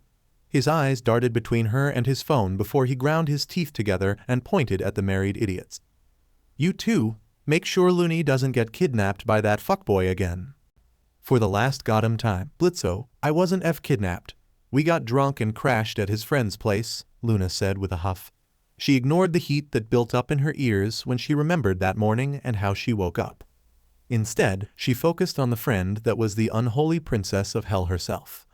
Why wasn't this brought up in an attempt to dissuade him from this apparent vendetta he had with the Fox Fiend? Well, Luna was 90% sure that Blitzo wouldn't give it SHT who Naruto was related to. He just wanted him dead for some reason. Maybe it had something to do with Morningstar's bizarre take on the way time here works. In Pentagram City, where all those freaks live. Blitz, don't most of those freaks make up our clientele? Millie asked, apparently already done with updating her Sin's Voxtagram. Ugh, that's going to take Luna forever to keep straight. Don't put your female ally logic into this, Millie. Blitzo snarled. He put 2 fingers to his eyes, then directed them at the 2, then at Luna, before he raised his middle finger and disappeared into his office.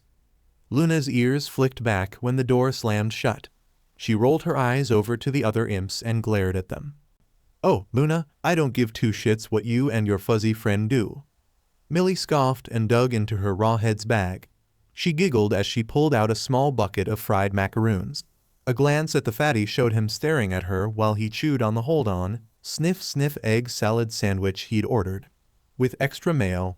Typical fatty. With a snort, Luna sat back in her chair and kicked her feet up so she could enjoy her vanilla shake and investigate the updates to her favorite app. Ugh, the layout was totally different. That's so annoying. How was she going to find all of way to minute? Blitzo wasn't hovering over her. She could finally search for a certain fox fiend and scout him out. Sure, Luna talked to and physically slept with him, but before anything else could happen, if it happened, which it could, she got his number before Morningstar dropped her off. No, her tail wasn't wagging the whole time it happened. She wanted to get an idea of what she was in for. Naruto okay? Wow. Ooh, popular posts. Something about his clothes at a Mammon Clown pageant a few years ago. Wait, doesn't he have an account? Seriously, dude? Ugh, alright, #search it is. Whoa, that's a lot of cosplaying posts, which make a whole lot more sense now in hindsight. Hello. Those are some. Luna felt her ears burn and adjusted herself in her seat before she swiped away from the post. Just who? She didn't expect to see Femme Naruto today. Weird that the cosplayer went with pigtails, though. Oh, it's a signature look. Alright, back to the search. Cosplay. Cosplay. Thirst post? Cosplay. Cosplay. Incel jealousy. Cosplay. The Pride Parade from last year's BU extravaganza. Wait a second, that's actually him. Luna would recognize that patch of cream fur on his chest anywhere, hangover or not. Side note, Naruto was apparently a straight ally, if the bandana and belt combo he wore around his neck and jeans was any indication. At least she wasn't too hungover to burn this image in her mind. The real thing was just fuzzy, sans the giant patch of cream fur he had on his left pectoral. Chewing her straw a bit, Luna opened the post and watched the interview. Mr. Elzebub. Lord Elzebub, other reporters cried out for the Fox Fiend as he walked past them toward the poster. His dumb cute smile was on his face and his big blue eyes were locked on the camera person's face rather than the camera. Hey, you're STEM, right? I got your letter F. He was always that chipper meeting people, wasn't he? Why you got my, I just wow, okay? Naru Elzebub, sir? You don't need to call me that. Here, I'm Naruto, ignore them. He held his hand out and gestured at the crowd of vulture-like demons that were vying to get his attention. The camera person took his hand and shook, causing him to grin. See? I'm just like you. Well, not exactly, obviously. He tugged at his bandana with a laugh and then crossed his arms. Luna may have gulped down too much of her shake at the same time as the camera person made a loud gulp sound. but she defied anyone to prove it before he leaned on the back of his heel. So, you wanted a quote for your town's webpage, right? Yeah, climaxa. I didn't expect you to actually come. Of course I'd come. You got my response, right? I don't break my word. That's not even a house thing. That's my thing. Naruto gave a single firm nod before he grinned and moved his hands to his tight, slim waist. Luna was so close to having her legs wrapped around that waist. So, what kind of quote do you want? Luna hissed as the video ended, and it cut to different photos of the Fox Fiend with different participants of the parade. So much for a look into holy SHT. The last picture had Beelzebub herself in it. DMN, she's hot. But the way she hung off of Naruto's neck, her chest felt tight, the longer she looked at their grinning faces. She growled and swiped off the story. She closed the app and did a quick search. House of Beelzebub always brought up some interesting results. Some were more pseudo-historic, like the page that claimed it existed since the first embers of hell sparked to life, or more polarizing, like the clickbaiting videos made by wannabe influencers. Cause for Hellhound Uprising 1300LF finally revealed is such a crock of a F title. Here we go, about us, on the House of Beelzebub homepage. It's so weird how that isn't the top result. Okay, that's a lot of ways for someone to call herself a proud jackass partier. Luna was still scrolling through it. Come on, seriously. Naru Beelzebub, newest member of the House of Beelzebub, first discovered Fox Fiend in millennia, could not be reached for further comment. Attempts were made and the editor quit after the 16th try resulted in a stink ball to the crotch. Oh, F you, Naruto. Luna scowled at how positively helpful that was, other than confirming how private the Fox Fiend was. Writing this attempt off as a loss, she went back to Sin's Voxtagram. She cleared her search and decided to just scroll through new posts. Cool, one of the artists she followed updated what? Luna can appreciate whatever SHT she wants. Sick. Gothchick2D3 always had some pretty interesting art to post. That wasn't art. Luna fought to keep her claws from clutching her phone too tightly. My F-up parents hate my privacy. Proof? Meet my bodyguard. Well, Luna really shouldn't be surprised by this. He was from a prestigious house in Hell's hierarchy. Of course his first client would be someone influential. And he was actually wearing something functional. Still looked useful for maybe all of a minute, what with how lean he was, but given the sour-faced teenage bird he was grinning behind, maybe that might actually help. He went with a long-sleeved shirt and yeah, Luna liked this post. Wait, SHT. She actually liked the post. Well, it's in her feed forever now, she may as well look at some comments on it. Oh, no F-way. This was the little girl that Stolas had told Blitzo about? She was practically Luna's age. Christ, no wonder Blitzo F him, she thought with a snort as she read the cringe-worthy comment Stolas had left. They're similar enough for him to think he was screwing himself. What the actual donkey DF, Stolas? Sounds like Blitzo saw the post too. The door to Blitzo's office was kicked open and Luna tore her eyes away from the picture. Blitzo was quiet and looked ready to F up somebody's day. Moxie, Millie, go get the van ready. Blitzo ordered as he calmly walked toward her. Luna felt her ears go flat and she narrowed her eyes. What was he up to? Do we have a job, sir? Fatty asked.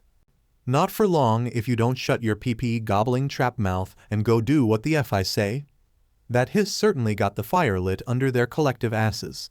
Their lunches, still in the progress of being eaten, were tossed to the side as they ran out the door. Luna kept her eyes on Blitzo as he continued to approach her. Looney, give me the Hocus Pocus book. Why would he F that? Luna stood up and bared her teeth. She was entrusted with the grimoire to protect it, and she was not going to let him screw everything up just because he didn't like some cute guy she met. Yeah, how about don't do that, and you go back into your office. Luna Boxo. Whoa, he never used the surname that was on her adoption papers. She'd been under the impression it was a F dead name. Glowing sallow eyes narrowed at her as he held his hand out. Give me the book.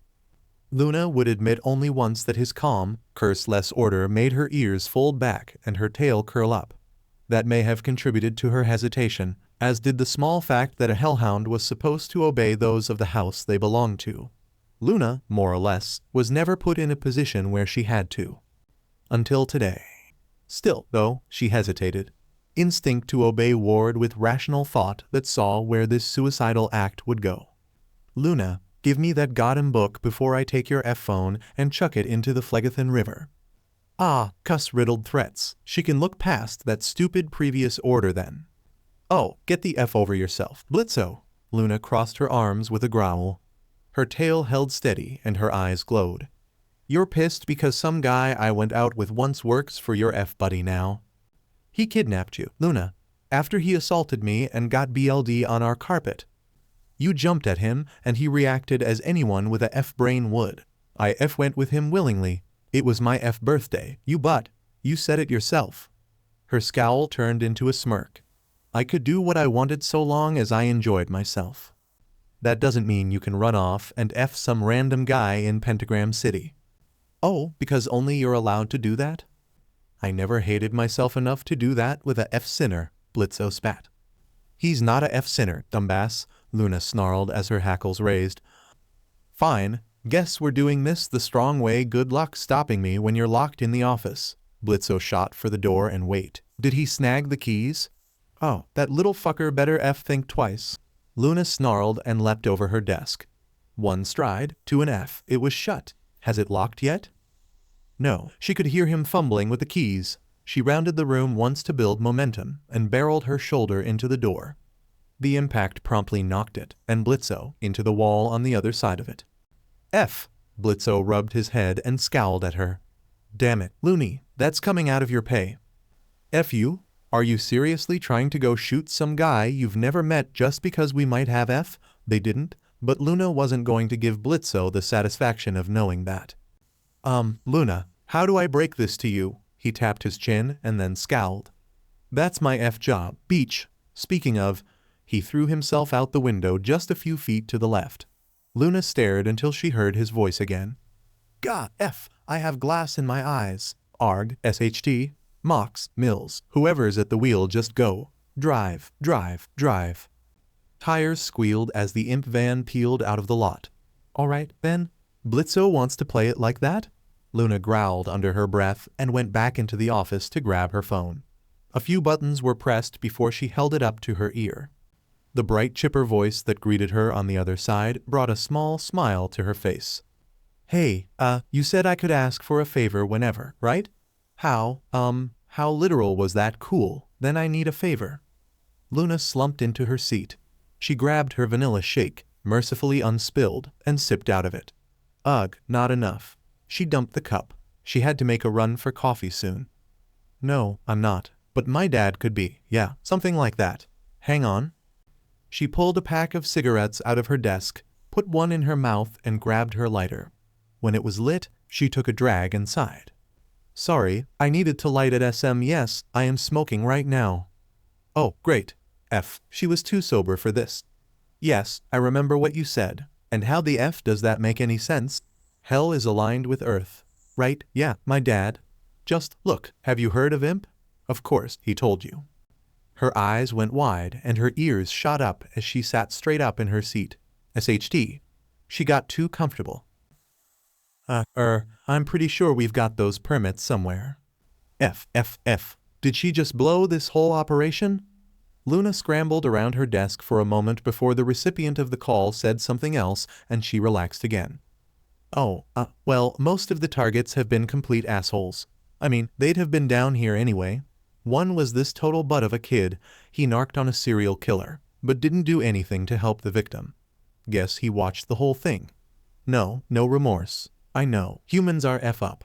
SHT, last month we killed this polygamous cannibal Satanist chick at a client's request. Luna sat back down and took another drag. I know, right? Just pick one. No, get this. Apparently the whole F family was that F up. Yup, yeah. Human cops came up and raided the place. No survivors. Yeah, that world's totally F in ho-oh. SHT. Right. The favor I needed? My dad's driving out to shoot Naruto, so. Luna pulled the phone away from her ear at the loud what that came from it. Maybe she should have led with that. Or just texted it. All right, that's the last shard of glass, boss. Millie smiled and tossed the last bit into the back of the van. She popped down on the seat behind him and pulled her axe out to sharpen it. So, what's the target, Blitz? A jilted lover that F up a will go out together scheme. A family of drag lords that crossed the line people were willing to overlook. Some nun that outed a pedo. See, can we not accept that last hit? Oh, Moxie, you sexy little imp. Millie loved his takes on morality, but Mama had always wanted to off a nun. She reached forward and patted his cheek. Focus on driving, sweetie. I wish, Blitz hissed as he wiped his reddened and bloody eye. SHT, that's gonna SCK to deal with Stolas hired that furry TWK that went and kidnapped my loony. What? Millie and Moxie exchanged looks. There was no way this was seriously going to be what he thought it was, which meant their business was at jeopardy. After another moment of silent and rapid marriage deliberation, Millie gave a nod and jammed her axe into the non-existent door on the van's cab. Moxie, without further prompting from his wife, tightened his grip on the steering wheel before he jerked it strong to the right, into the guardrail and slammed on the brakes. The guardrail stopped their vehicle, but the windshield failed to stop their insecure boss. Blitz landed about 20 feet away, aware enough to twist and then end his long-distance flight with a skid. He slumped to the ground and went totally still. Millie climbed into the front seat and looked at her hubby. So, you think that knocked him out? Blitz was a durable moth-half. He'd live from an accident like that. Whether or not he was conscious was a whole other can of beans. UFC suckers, he coughed and groaned as he rolled onto his hands and knees. Never mind, that answers that. Nope, Moxie deadpanned. Yeah, me neither, Millie sighed. They sat for a moment, watching their boss struggle to get on his feet and listen to him curse them out. Moxie shifted into park and revved the engine. Millie looked at her husband with a raised eyebrow and watched him flex his hands around the wheel of the van. Should we, he started, stopped and looked up. Then he smiled at her.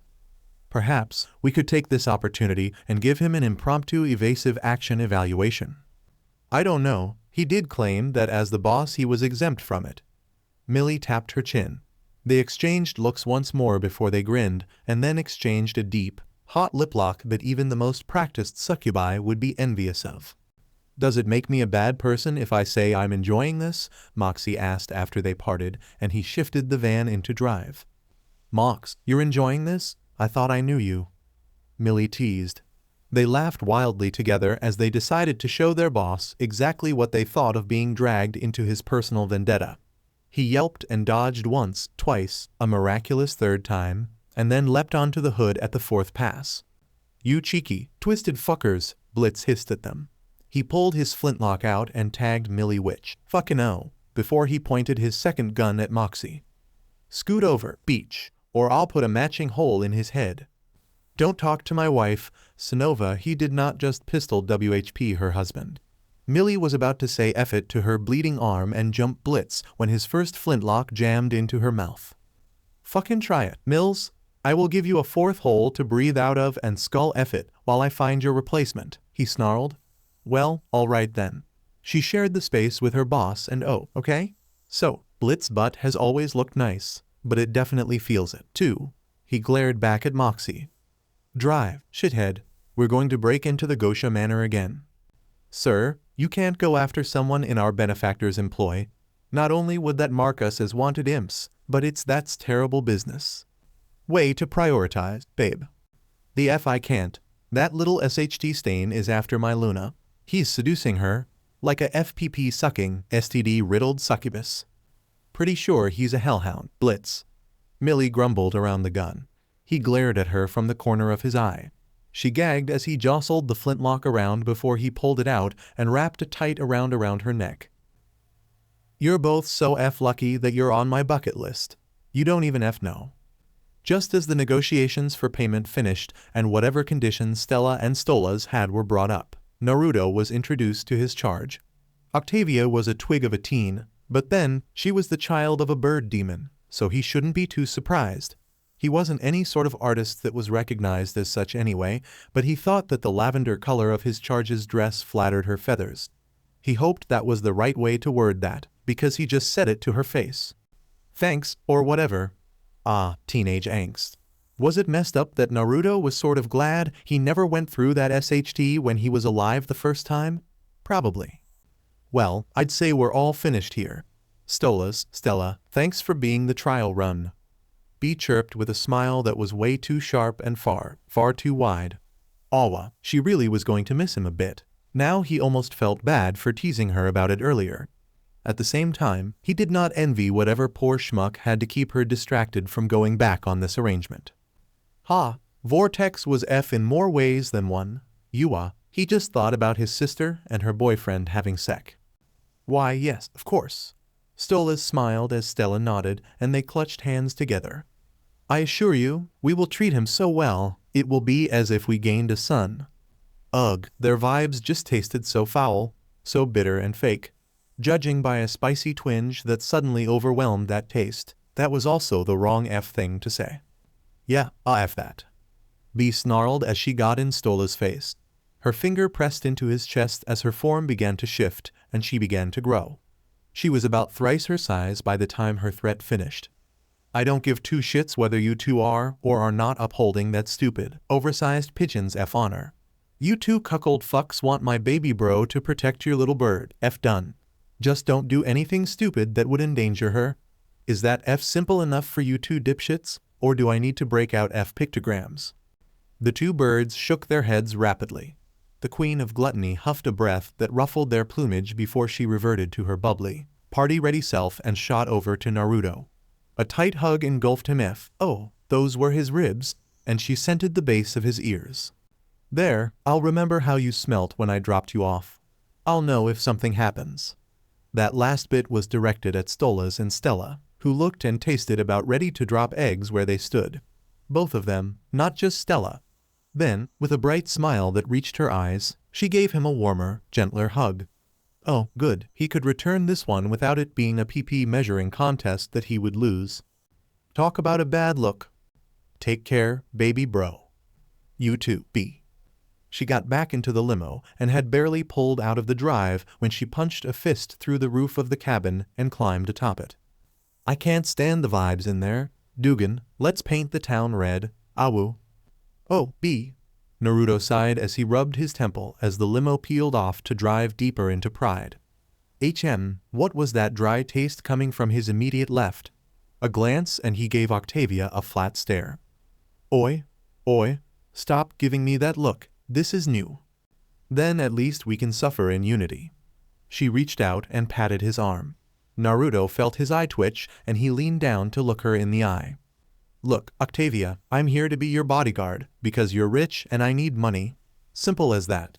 This doesn't have to be difficult. You don't do dumb SHT, I can make sure you stay alive. He growled through a toothy smile. The little owl tilted her head. Then, she snorted. Don't do me any favors. Ego, this was a terrible mistake. He was babysitting Sasuke, only without all the kill his brother stupidity. No, wait, this wasn't guilt-riddled depression. No, it was worse than that. It was that bucket hat kid What was his name again? Ibari? Isamu? Great. Now that was going to keep him up tonight. He could already tell that this week was going to totally, absolutely, positively. Dibbidi ba diddy doo doo, dee ba diddy doo. Diddy diddle diddle diddle diddle howdy day do tilde. 1. What? The F is that? Octavia asked, a twitch in her eye as the joyful ringtone pierced the air.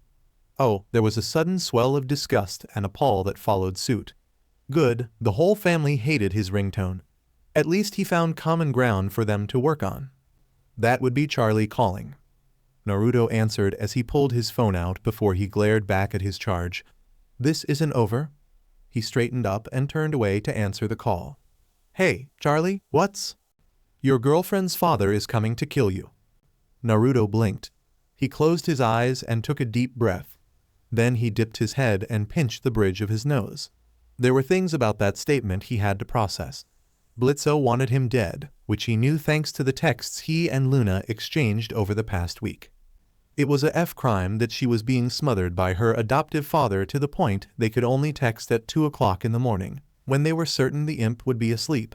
And he could do all to help her, and somehow he'd been pushed over the edge to decide that it was time to act on that kill longing. Okay, sure. Charlie? Yeah? Two things. One, we aren't dating. He tilted his head away at the outraged gasp that ripped through the speaker. But you're so cute together. Yeah, except for the whole part where Luna didn't want anything to do with him romantically. He was pretty sure he told her that before she dropped him off outside the Elzebub Manor. Ugh, he couldn't argue with her about this right now. I'll keep that under consideration. 2. Thank you for the heads up. What? Wait, how can I help? What do you need? Focus on fixing your hotel, okay? He needed a good vent and, judging by the cloud of bitter, sour and spicy vibes that were 5-10 minutes away? But I can help. I know that, and I appreciate that offer, you know? Naruto smiled as he narrowed his eyes at the cloud. His nostrils flared, and then a thought occurred. Actually, Charlie? Still there? Yeah, what do you need? I need cameras. What? I'm going to shoot a commercial. I need cameras. A commercial? Octavia asked. He glanced at her and winked. Adorable. Her embarrassment and indignance tasted sweet. This girl probably didn't have a real mean bone in her body. Who was that? New client. Oh, hey, did you hear? I got hired as a bodyguard for that Gosha princess. Princess? Octavia squawked at the same time that Charlie squealed. Yes, I saw her Voxtagram post. You're trending again, by the way. For 2 weeks in a row in Pride, that's a new record. Of course it was. And it wouldn't do much of anything other than drown his mailbox in illicit and gross offers. Her feathers are so pretty. Tell her I said that. Ooh, wait. Better yet, put her on the PH. Yeah, no, that's not happening. Naruto chuckled at her whine. He stepped away from his charge and scanned the fencing that enclosed the vast property the nobles had under their thumb. But anyway, cameras actually, a news crew if you can push it, maybe a chopper team. It'll get some awesome aerial shots. Do you even know what you're going to do with them? I'll figure it out as I go. Can you get them? Of course I will. 1 second. And done. Request sent in and yep, you've got a crew on the way. Good. She either asked the short king wannabe or utilized her powers as Princess of Hell to make that happen. He really hoped it was the former, just so he can lord it over the shrimp's head. I mean, I did promise Luna I'd help you. I'm sorry, what? Naruto blinked and quickly reined in the WHP of his tail. Talk about an unprofessional sight. Yeah, apparently, Luna got left behind when her dad decided to go on this crusade. I actually just got off of the phone with her. Did you know she has access to a Gosha grimoire and can use its magic? I did not. That explains a lot, actually. Naruto mumbled, rubbing his chin. Especially why she was so interested in his house CLHM. He did kind of hijack her birthday. Maybe he could pay her back with. A siren started roaring in the air. Naruto glanced at the Gosha who were staring at him. He looked at the prince and then his charge. He should probably end the call before he takes on this new issue. He focused on the phone in his ear. Thanks again, Charlie. Have fun with your hotel renovation. Oh, and tell the chicken girl I said hi. He hung up before she could protest further and looked at his charge. What's that? An alarm. Dumbass. Do not kill your charge, Naruto. She doesn't know better. 4. Perimeter breach. Naruto looked around the front gate. He hadn't heard a crash. If I may. Prince Stolas stepped forward and gestured to his lawn. What you see before you is just the homestead face that I claim as my own. The retreat that the masses agreed, for the most part, to leave us be in. Our territory actually stretches far past that. You've got part of the Inter-Ring Speedway in your territory, Naruto reiterated to confirm. Stolas nodded. Go figure. Wait, how does that work? Aren't you a duke? Octavia tilted her head. Don't you have the same claim to territory as Queen Bee? We don't have to worry about intruders because Bee smells them before they get close. I've got something similar. He should probably replace the survey squadron sometime this week. That report will be a beach to write while he's babysitting. So, how come every car going down that portion of the IRS doesn't set the alarm off? There are certain triggers that need to be met. Like say magical detection, direction and speed, and of course otherworldly residue. Stolas hummed with a small chuckle. You would not believe the amount of times that I've had to wipe the minds of some clever mortals that found their way here and sought worthwhile proof of their adventure. No, I believe it. Naruto nodded. He crossed his arms. All right, so sit rep, they're coming for me. First and foremost, I apologize that I've brought a gunfight to your doorstep. It isn't a sinner, is it? An overlord? Stella asked, giving him a glower as she stepped up to Octavia's other side. She just had all sorts of foul taste wafting off of her, didn't she? Ugh, he needed to get this over with so he and Octavia can get the F away from her nasty-tasting parents and put a hand on her daughter's shoulder. The matriarch of the Gosha household scowled. I saw the damage you and your pet left in Pentagram City. Was there actual footage of that fight? Asking for a friend. Naruto grinned before he scowled. Hey, wait, F you, don't call Luna a pet. What my wife so tactfully meant to say was that we are concerned about collateral damage, Stolas said, giving Stella a glare as he did. She glared back. Ugh, disgusting. They could at least pretend a bit longer to tolerate each other in front of their kid. Unless he looked at his charge, a brow arched. Octavia met his gaze, crossed her arms and shrugged. Okay. Yeah, I'm definitely keeping her away from these chuklafucks for the week. Naruto decided as he rubbed his face. If he had to stay around them like this any longer, there would be a new Gosha princess seated in Stola's throne. Not too much collateral. I can do that. For the record, I was shit-faced when what happened in Pentagram City happened. He sighed. He was just grateful that it was kept within the ring's isolated news media and that B didn't care what happened to the city inhabitants that was exterminated every year. For now, why don't you and your staff go inside? I'll deal with my issue. Would you like some of our guards to remain? Stella asked, as she gestured at the tuxedoed hellhounds that were probably taller than him by a hair and at least twice as wide. Sure, they can watch. Maybe they'll learn something. Naruto shrugged and ignored the swell of wrath that came from the stationed hellhound guards. He glanced at them and his lips pulled up into a smirk, before he began to usher the three Gosha inside. All right, that's enough standing around like jackasses for us. Let's get you three inside. A loud buzz came from the gate and, lo and behold, there was a Channel 666 news van just beyond it. Charlie, you rock. He grinned. A mix of fury, fear, concern, dread wafted off of his charge's parents, and he kept ushering them inside. Don't worry about that, Prince Stolas, Lady Stella. I'll deal with the media. Octavia, why don't you go? I dunno, torture a rat or something. Might make you feel better. Jackass. The girl huffed.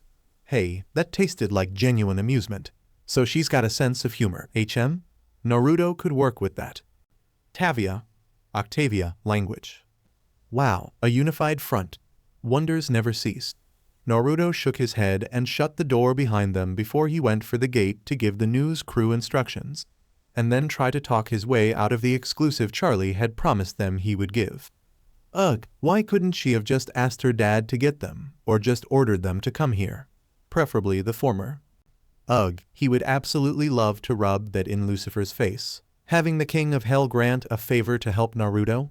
There'd be limitless miles on that prank. He felt his tail and shoulders slump from the loss. Got it, Charlie, you're too pure for this world. A large red and black van crashed through the front gates of the Gosha Manor. The three occupants inside peeled themselves off of the dash before the tallest rounded on the driver. Could you have gone any slower? Blitzo snapped at his firearms specialist, although that distinction was pending, given the absolute, unjustified bullshit he and his wife had been putting him through. It took every ounce of his limited rational power to not shoot the both of them. Both they and Luna thought he was overreacting, but he wasn't. Luna was his baby. His sweet, vicious, sharp-toothed little gray mongrel gifted to him by the grace of Lucifer. He wouldn't let her suffer after being dumped the same way Bombproof did. Not Blitzo, he was fine with how his adolescence and early 20s went. Totally you, you're not his therapist. I was going at least 5 times over the speed limit, sir. Now would you please get off of my wife and get your gun away from my face? Moxie snapped. Ah, right. Well, that would make anyone touchy. God damn it, if only you said that in a different context. Blitzo huffed as he stowed his flintlocks and climbed off of Millie onto the hood of his company van. He glared at the windshield damage beneath his feet and vowed to make the bstrd that made him do this pay for it. His golden eyes glared around the grounds before he growled and dropped down from the van. "Stolas!" he shouted at the closed doors of the Goshen Prince's manor. "I know he's here, you doubleding motherfucker. Bring that furry TWK out so I can F him." A cricket chirped nearby as the station guards stared at him. A cough drew Blitzo's attention to a news crew of sinners nearby. By them, however, was his target, the oversized, narrow-faced, twisted-mouthed homewrecker. "Up," slipped out of his mouth. Blitzo scowled. "The F did you just say to me, motherfucker?" "I was correcting you, I hope." He stepped away from the news team and tilted his head while his tail swooshed ungracefully from one side to the next. He let his hands slip into his pockets. "The phrase is I'm going to F you up." "Oh, so you're a wise-ass on top of being an F kidnapper, huh?" "No, I didn't get it wrong, you misunderstood." Blitzo drew his flintlocks and pointed them at the weird hellhound. The news crew got all excited as they moved from behind him, while the fucker's tail began to swish a bit more erratically. "I'm going to F you, as in, I'm putting as many F-holes into you so that I can F each and every one of them." "I see," the F-boy said, rubbing his chin. "Well, I guess that's me told. Wait, what do you F mean, kidnapper?" "You kidnapped my daughter, you TWK son of a bitch." Ignoring the dumb furrow of the butt's brow, he cocked the hammers on his pistols and fired. Bullets ripped through the cocky F's weak butt-chest armor in his stupid F vest. Not taking any chances, Blitzo fired again, and again, and again still until he was out and the freak was flat on his back. He holstered one pistol and began to reload the other as he walked towards his target. Once that was done, he climbed onto the to-be-dead man's chest and started to fumble with his belt buckle. "Anything you want to say with your last seconds of breath before I choke you on my PP?" Blue eyes cracked open, and the bstrd had the gall to grin bloodily at him. "Boom, motherfucker." Then the cheating bstrd went and F exploded. "God damn it, Blitzo," Luna groaned into her hand. She, and everyone else in Hotheads, had their eyes glued to the flat screen that was reporting the breaking news. Not only did she watch her adoptive father shoot the apparent Duke of Gluttony, which of course Luna had to learn about that when she watched the interview that was happening before Blitzo showed up. And not from the bstrd's mouth itself. That explained the pictures of him and Beelzebub being so close, at least not just once, but enough times to make him resemble Swiss cheese. She thought Charlie said she was going to do something to help him. Her phone let out a whimper and she looked at the text. "Ah, well, if Charlie said Naruto wouldn't let her help the wait, no, that's not how the F it works." Luna growled and almost sent her gut reaction back, to remind the girl exactly who she was supposed to be. Almost. But she would rather not get pissed at the Princess of Hell when the cause for her frustration was her own F. Blitzo. Speaking of the idiot, what the F is he doing now? Luna's ears blazed, and she almost snarled at the screen. He'd better F get his hand away from his crotch right the F now. Pick up for a lunar. Luna once more dashed to the counter to get her latte. She again paid the unfortunate ugly as F sinner with whatever cash she had on hand, and darted back to her spot to watch the news. Thank you for joining us, Tom, and all of you watching live on channel 666. We're here on scene at the Goshen Prince's Manor in the Pride Ring outside of Pentagram City, where freshly hired Duke of Gluttony, Beelzebub, was just shot multiple times by the F is that, a hybrid imp? Can we call him that when he hasn't made any demand alright? F Jerry fine. Ahem, the Duke has been shot multiple times by an extremist imp of some unknown organization, and now it seems th. The screen rumbled, and the reporter was knocked off of their feet by an explosion. Luna almost dropped her latte as her hackles rose and her fur bristled. "Dad?" The signal cut out for a minute with a jaunty, "We'll be right back" screen that depicted that sinner F. Vox smiling at everyone. F freak, and then it was back. Some kind of explosion. The reporter was drowned out by Blitzo's shout of, "What the F is this bullshit?" The reason for his shout, which allowed Luna to relax, was made evident by the sight of not one unharmed, rejuvenated, and revived Naruto, but 5, 2 of which had Blitzo restrained. One of them was binding his hands, even as they got cussed out. 2 of the others were approaching the reporter and her team. "You all right? Anything hurt? How's your hearing?" Okay, how many fingers am I holding up? One closest to the reporter asked, while the next covered the camera with his hand and lowered it to talk to the camera person. It was so methodical, precise, and calm. It was as if he trained for this. It was nothing like the goofball she'd gotten to know. Did she really know him, though? Where did the 5 duplicates come from? Were they body doubles? Did they all modify their appearance for that? Did they all have cream patches on their lean, strong chests? Luna wasn't sure about the last one, but she really liked that idea. She felt her tail swish and didn't bother to stop it. But the brief panting fit that had suddenly overcome her had to be dealt with. A swig of her latte did the trick. By the time she got herself under control, the camera team was back to business and Naruto held Blitzo by his restrained arms. That's hot. And that was a thought Luna never thought she'd have with the context of her adoptive father being detained in front of her. First, I'd like to take this opportunity to apologize, Naruto said as he looked at the camera. Yeah, you better, because once I get out of this. Huh, so imps have scruffs too? Good to know. Disturbing to see Blitzo held up like that, though. Naruto muttered something inaudible to the imp before he held him to the side and dropped him into the arms of one of his doppelgangers. Then he clapped his hands together once. Like I was saying, I'd like to apologize for that. I didn't realize my hired help would be so eager to prove their value. He grinned wide, but it didn't reach his eyes. One of them twitched. And the improv wasn't something we discussed either, but I will admit that I didn't hire the immediate murder professionals for their acting abilities. Wait, what was he doing? I'm sorry, sir, but did you say you hired this imp too? Come shoot me. Yes, I wanted to perform a demonstration for my clients, and Stolas suggested I go up against this group of assassins he started using to prove my value. Because I'm trying to start up a security business, you know?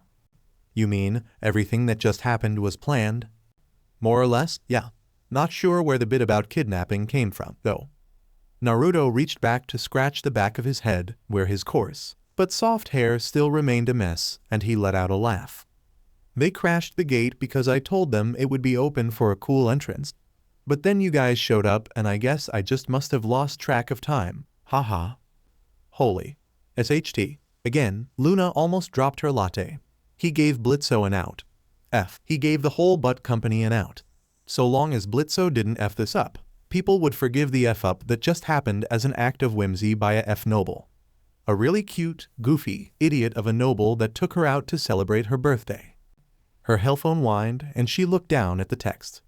Not available much this week, but I'd like to make up for hijacking your birthday. Saturday work? Luna stared at the screen in her hand and looked back up at the television. The Naruto on camera had both hands visible. The other one slightly out of frame was still holding Blitzo. That meant there was a third one she hadn't seen. She swallowed the sudden lump in her throat and responded. Sure, Awesome, see you then. It's a date. The hellhound pushed her way out of the hotheads and started walking back to the office. As she did, she took another cigarette out, lit it and took a drag. Then drowned the taste of ash out with vanilla coffee. She made it a block from the cafe, just rounded the corner that would take her to the street imp was headquartered at, before she realized what she sent back. Stupefied, she pulled her phone back out and reread her sent message, just as it was read. The cigarette fell out of her mouth as she slumped against the wall of the building behind her. Luna, you dumb beach, she whined into a groan that she smothered with her hand. What the F did you just do? Come on, come on. She's still typing. Calm down. I am calm, you be calm. Sure, At the corner of the Gosha Manor, 2 clones looked up at one another with grins on their faces.